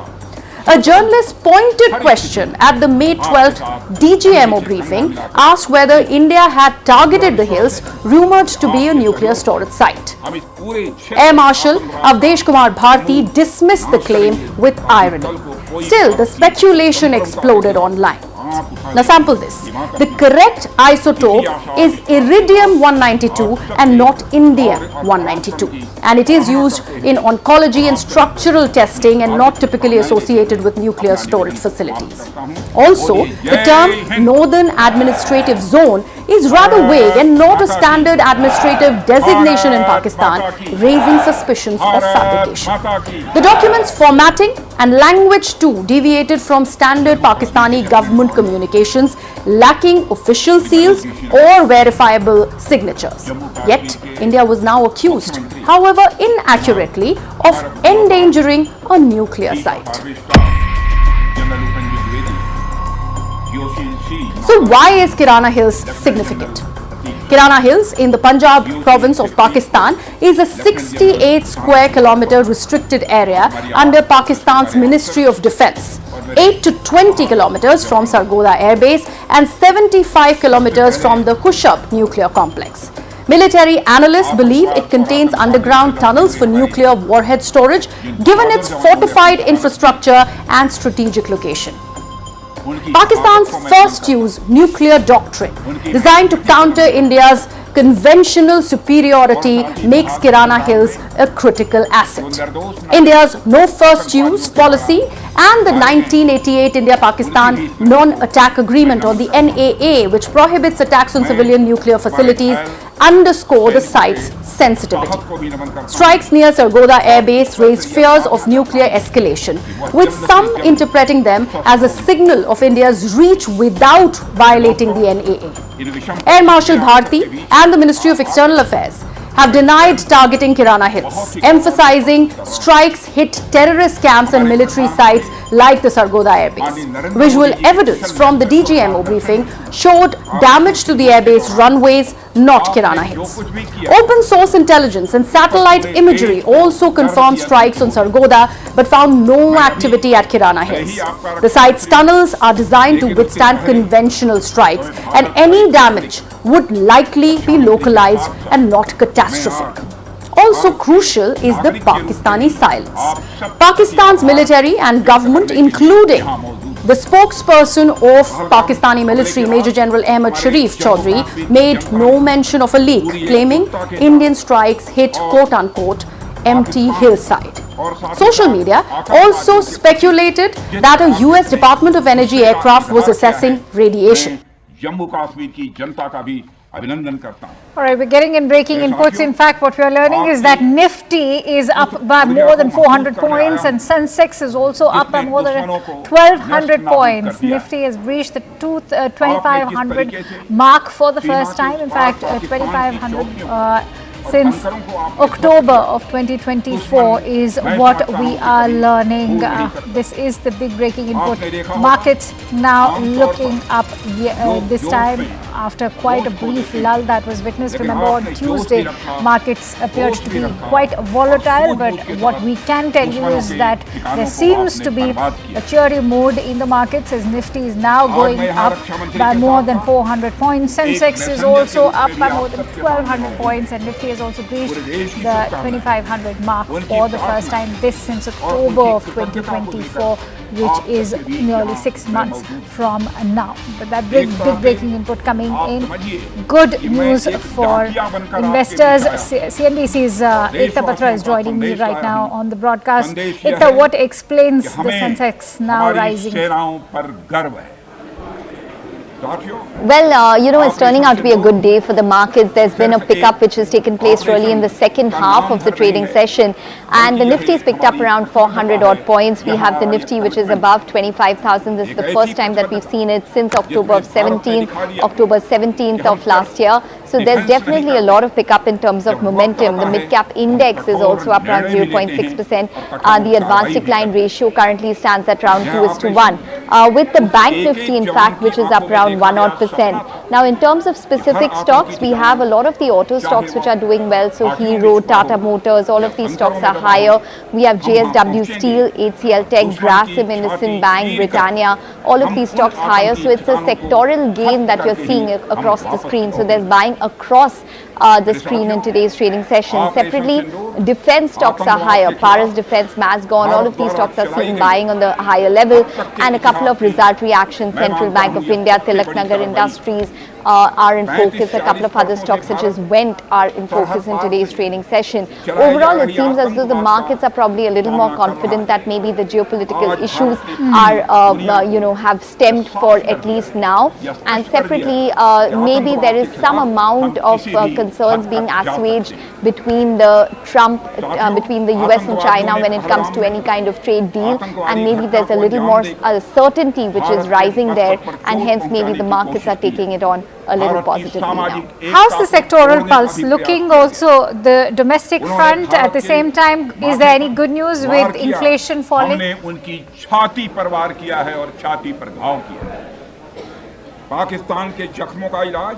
Ekta, can you hear me?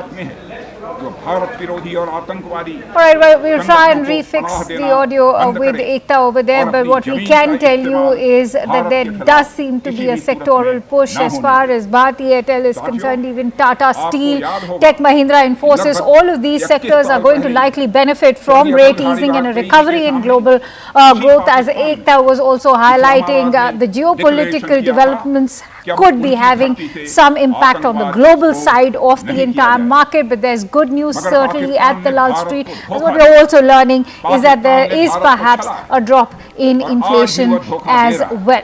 With that, let's now shift focus back to India and Pakistan, as India's precision airstrikes during the recent 4-day conflict with Pakistan have left behind a trail of destruction, and the global media is now echoing what India has claimed all along. Both the New York Times, even the Washington Post, after reviewing high-resolution satellite imagery and aftermath visuals, have confirmed extensive damage to Pakistan's military infrastructure.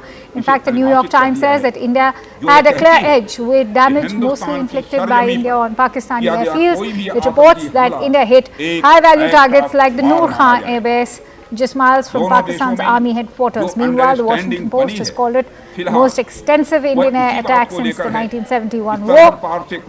Its analysis now confirms that runways, hangars and Air Force buildings were hit across at least 6 Pakistani bases, some as deep as 100 miles inside the country.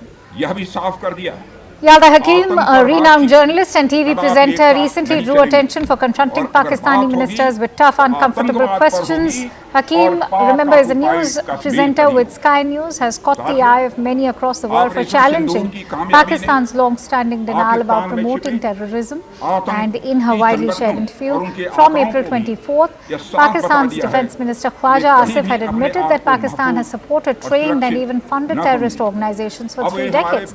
In his words, we have been doing their dirty work. That meant the dirty job for the West and for America. And now Hakim's follow-up interviews with Pakistan's Information Minister and the High Commissioner of Pakistan to UK have further cemented their role in supporting terror. Listen in to this big CNN News 18 exclusive with Zakir Jacob. What drew you to the India-Pakistan conflict situation, as it were? I know your family originally is from Afghanistan, so you're from this part of the world, if I can use that phrase. But really, in terms of a news story, what drew you to it? What was so fascinating about it for you to cover as a journalist? The region has often interested me. I've covered stories from India, from Pakistan, from Afghanistan that frankly Western media continues to miss and doesn't quite understand. They don't understand why Kashmir is such a flashpoint. They don't understand why it is such a hot topic for both India and Pakistan. And beyond that, the fact that you've got two nuclear armed rivals that could be at the brink of war, I think even in this instance, what is now alarming, which is being again missed by Western capitals and their leaders, is the fact that certain red lines have now been crossed and that baseline has now moved, which means the next time there is a flashpoint, we are going to have those lines crossed yet again, and it could become even more dangerous than, frankly, this time round from 2019 and the various other moments where there has been conflict. But my main frustration in my newsroom, whether it was at the BBC or at Sky News, frankly, is a real lack of fully grasping the importance of this this conflict, not just for the region, but the entire international community. Over the last 3 or 4 instances, has India sort of changed the game or moved the envelope in a way that Pakistan cannot use these terror proxies and hope or imagine that there will not be a retaliation or there won't be a consequence, or take refuge behind the nuclear weapons and say, India can't hit us because we have the nuclear weapon? I think it's a little bit of both. I interviewed Ambassador Amar Sinha very early on after the Pahalgam terrorist attack. And at the time, he said that, we can't continue to be told that there will be this nuclear threat and therefore we can't take action and that we have to tolerate a terrorist attack on Indian soil time and time again. And I think that, it's one of those things where what is most concerning is that not only is Pakistan a nuclear armed state, which of course India is.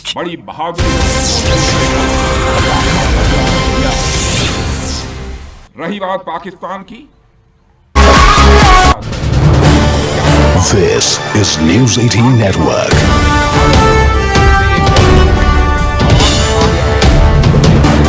India's largest news network.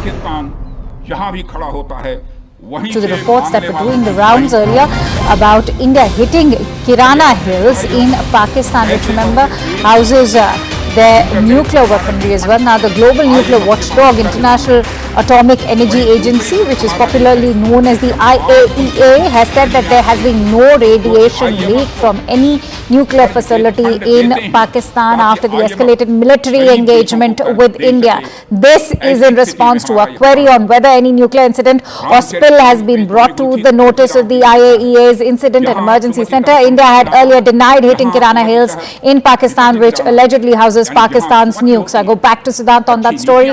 Siddhant, all the wagging tongues finally put to rest? Well,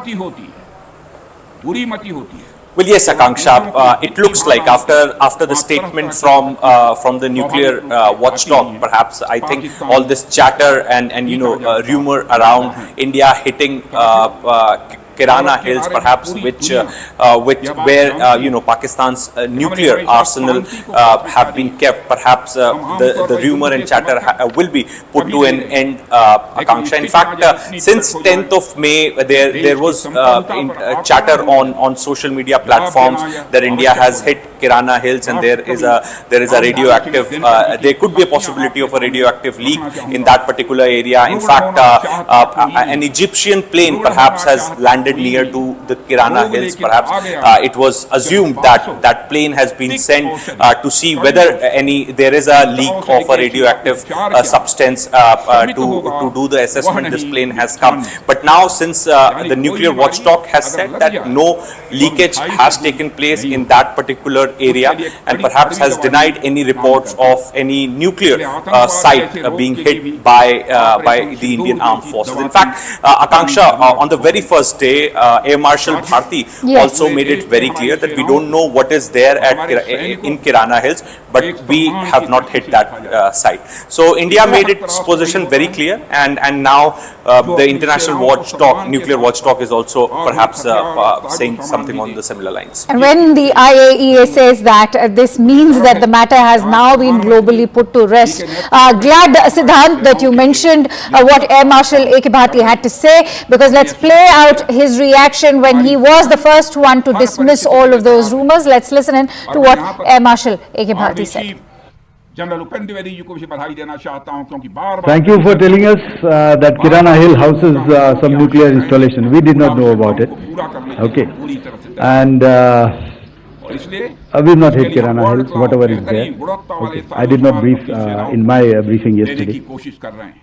All right, I go back to Siddhant on that note. Siddhant, of course, it was peppered with a bit of sarcasm when he had responded to that query, but I think what's most important right now is to indicate that the IAEA, which is the global nuclear watchdog, when it steps in and declares that there has been no radioactive leak so far, that also lays to rest all of those reports that were doing the rounds, that perhaps there was a US intervention which was being sought, perhaps there was a Chinese intervention that was being sought, as you rightly highlighted, that there's been a lot of chatter ever since and panic on both sides of the border.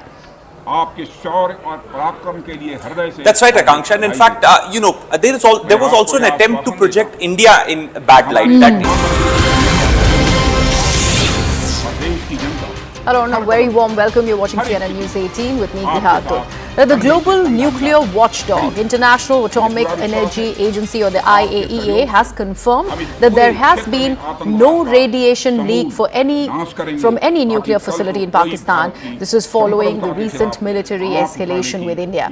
The clarification, remember, comes as Indian Defence Minister Sri Rajnath Singh raised serious concerns about the safety of Pakistan's nuclear arsenal.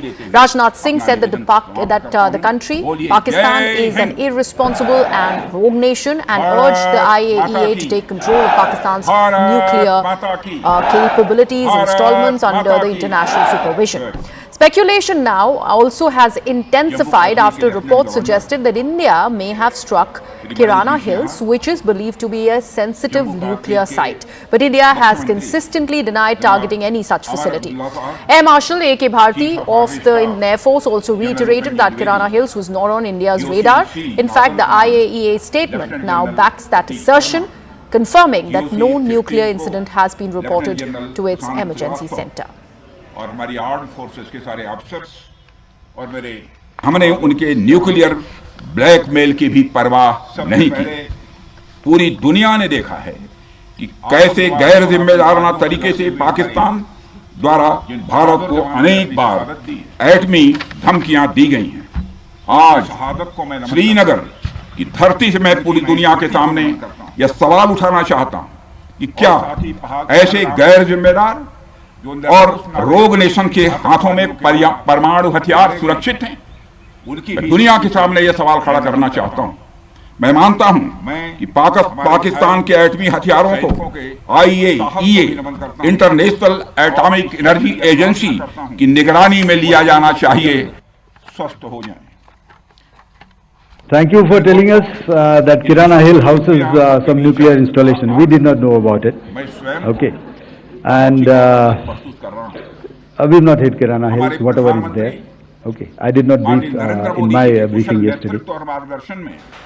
Let me take this across to my colleagues, Akash Sharma and Ishan Mani, who are joining us on the broadcast now. Ishan, coming to you first. Defence Minister's visit to Srinagar, very important one, going to Chinarkor, another strategic one, and the messaging particularly by the Raksha Mantri, where he's not just called out Pakistan, he has said that it's a rogue nation. The defence installations there in Pakistan are completely not safe, and they are an irresponsible bunch, and hence IAEA needs to actually take into stock what is happening over there. That's a huge statement to make. Yes, of course. It's a messaging, two messagings that Pakistan tried to carried out an assault and an aerial attack on Srinagar Air Station and also at the BB Kent, which is the 15 Corps headquarters. And that's why these two are very crucial locations. And the Raksha Mantri visited both of them. It's a messaging that nothing at all has taken place in both of these bases. This is that message that is very clear, because twice Pakistan made a statement saying that Srinagar Air Station has been hit. And Raksha Mantri came there, he met the Indian Air Force personnel and airmen who were present at the location and surprised them that the nation is with them. And also went to BB Kent, it's also 15 Corps headquarters, which takes care of the Kashmir division of the Indian Army, and told them that they are there for any of the actions that the Indian forces take. But the important part is that Raksha Mantri made no mistake in calling out Pakistan's nuclear bluffs and saying that the agency should look after whether they could possibly handle the nuclear assets, because they have been threatening India, but India this time did not budge. They carried out attacks at near that air base, where now reportedly one of the Pakistan's nuclear assets are located. And Raksha Mantri saying that is a messaging for the international community that they need to come out and talk to the Pakistan and tell them that their nuclear could possibly not be safe. And these are the kind of remarks that we have also seen coming in from the Prime Minister, who also said that they have actually hammered Pakistan very hard on those crucial locations and assets which have been responsible for launching attacks at the Indian territory. One must also recall that India's retaliation came in response to Pahalgam attack. And it's only after that India carried out attacks on the seminaries or those locations where, intelligence input was with India that they are the one who are housing them, training them and getting funds to carry out anti-Indian activities on the Indian side. And after that there was a retaliation that Pakistan did on the Indian forces, and that's where all the actions took place. And that's where, all of this debate comes in. But yes, it has been made clear from the Air Marshal that there is no damage to that, but they have never intended to target Pakistan's nuclear assets. Also, Akash, and since Ishan mentioned the Air Marshal, we must ask you this, because the first question was posed to the Air Marshal A.K. Bharti. He had categorically denied having struck Kirana Hills. The target came close to it, 18 to 20 kilometers at the Sargodha Air Base. Probably that's why these conjectures really started. All right, we seem to have lost that connection with Akash, but let me bring in a very special guest on the broadcast. Joining us now is Professor Danny Obak, who is a military historian from the Department of Asian Studies, Hebrew University of Jerusalem. Professor Obak, thank you so much for joining us. I'd like to first understand from you the kind of reportage that you see around Kirana Hills, supposedly a site of nuclear installations in Pakistan, very, very close to the Sargodha Air Base. That's exactly the air base where the Indian attack struck. Well, of course, I don't know the detail. We should be very careful because there is a lot of misinformation going on online. But what I would comment is that, of course, a war between two nuclear powers is extremely dangerous. But until the war, the recent round between India and Pakistan, there was a conception around the world that the two nuclear powers will not go to war with one another because it's too dangerous. And now we see that it's not really the case. Two nuclear powers can go to war without using nuclear power, but as we see now, it's very, very dangerous if such wars escalate. The fact that you say that, Professor, we've already seen what is happening in the case of Russia and Ukraine, and we have seen what has been happening with India and Pakistan since '61. There have been wars that the country has fought, but there is an agreement, which is a no-attack agreement that was signed in 1991. That agreement refrains from both these rival nations, even in extreme hostile conditions, to attack one another's civil nuclear bases. Although there are certain loopholes as far as that NAA is concerned, but that definitely has been signed, and that's reason good enough to believe the Indian perspective, where they have, through various official channels, claimed that they have not hit Kirana Hills. Well, I don't think India should believe anything that Pakistan signs, says or promises.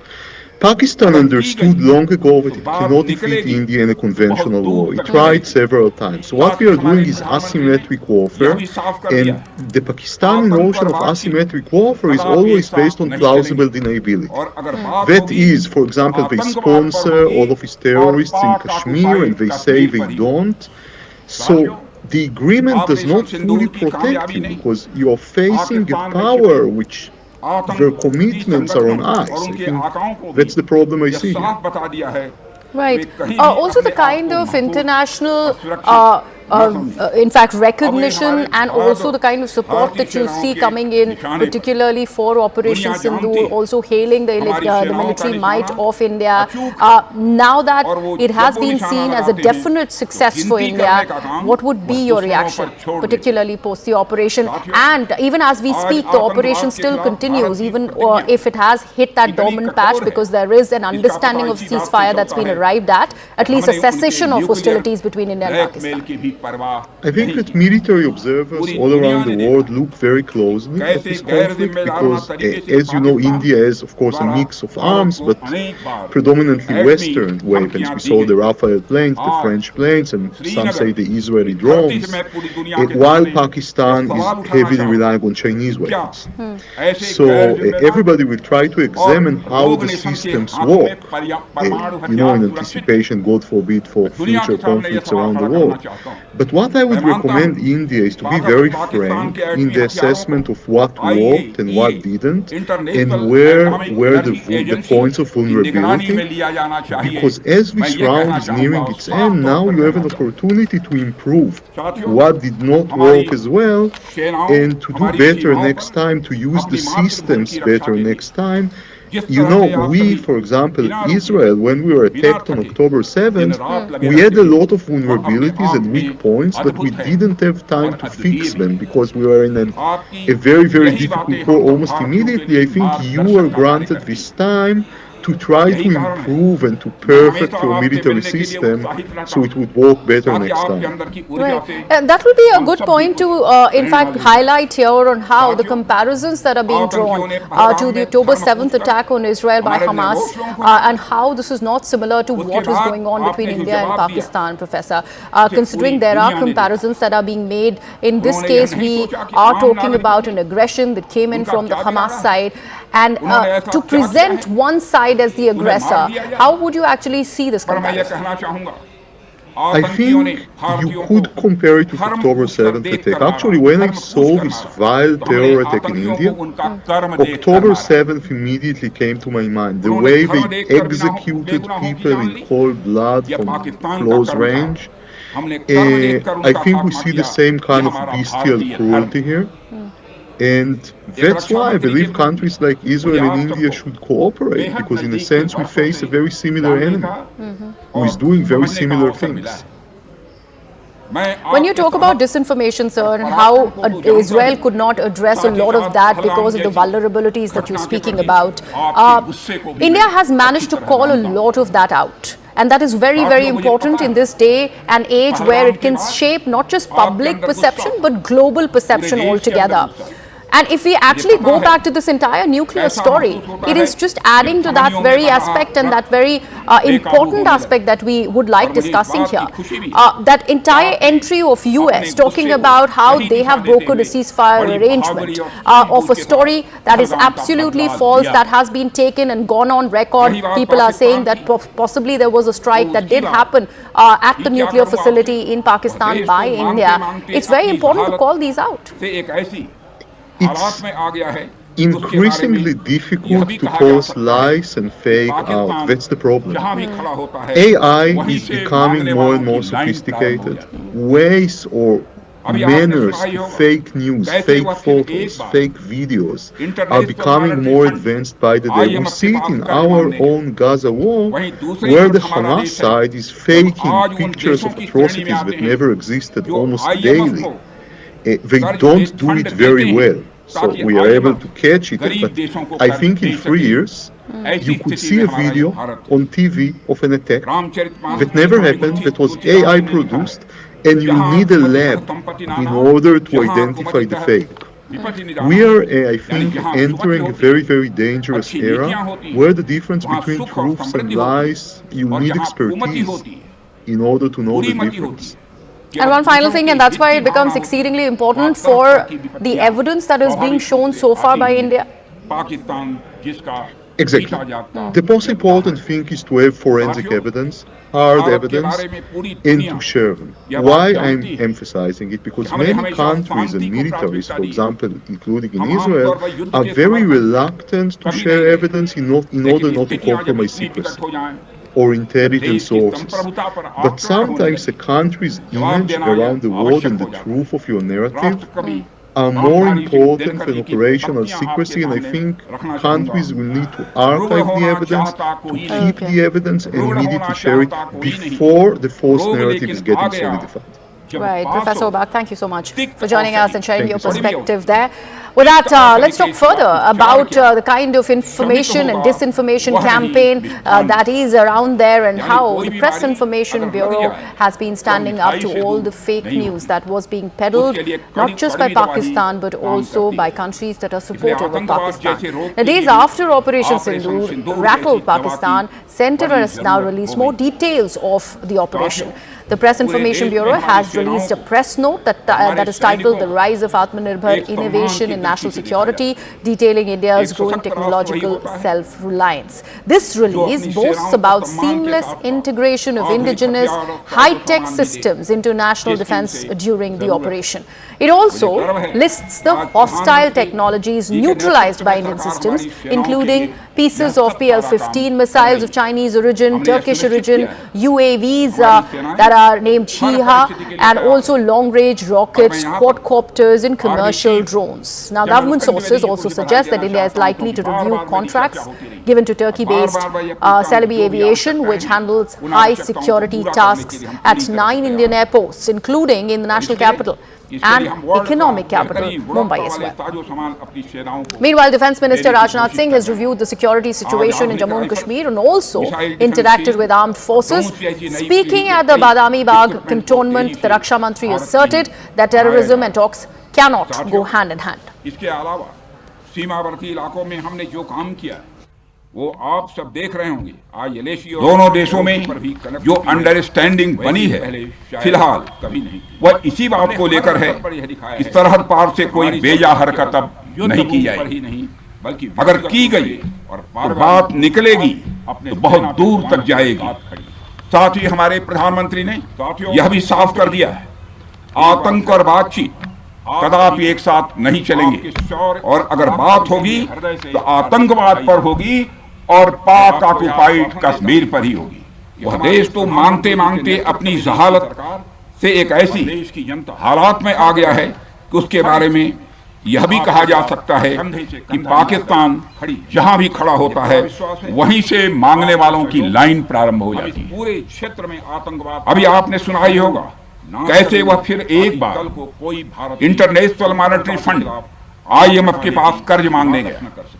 वहीं दूसरी तरफ हमारा देश है कि हम आज उन देशों की श्रेणी में आते हैं जो IMF को कर्ज फंड देते हैं ताकि IMF गरीब देशों को कर्ज दे सके। ऐसी स्थिति में हमारा ये भारत है। भारत माता की, भारत माता की। Right, we're getting some more breaking news updates now. As per sources, we are learning that a special train was operated on the Chenab Bridge section for Jawans to facilitate their movement to Kashmir. Remember, this was done yesterday for the very first time, as the section has not yet been inaugurated. So this movement happened from Katra in Jammu to the Kashmir Valley. An important development. My defense correspondent Akash is there with that information. Akash, the fact that the inauguration hasn't yet happened, I remember how earlier we were learning of an inauguration, but that had been postponed. So this is a good thing to start with.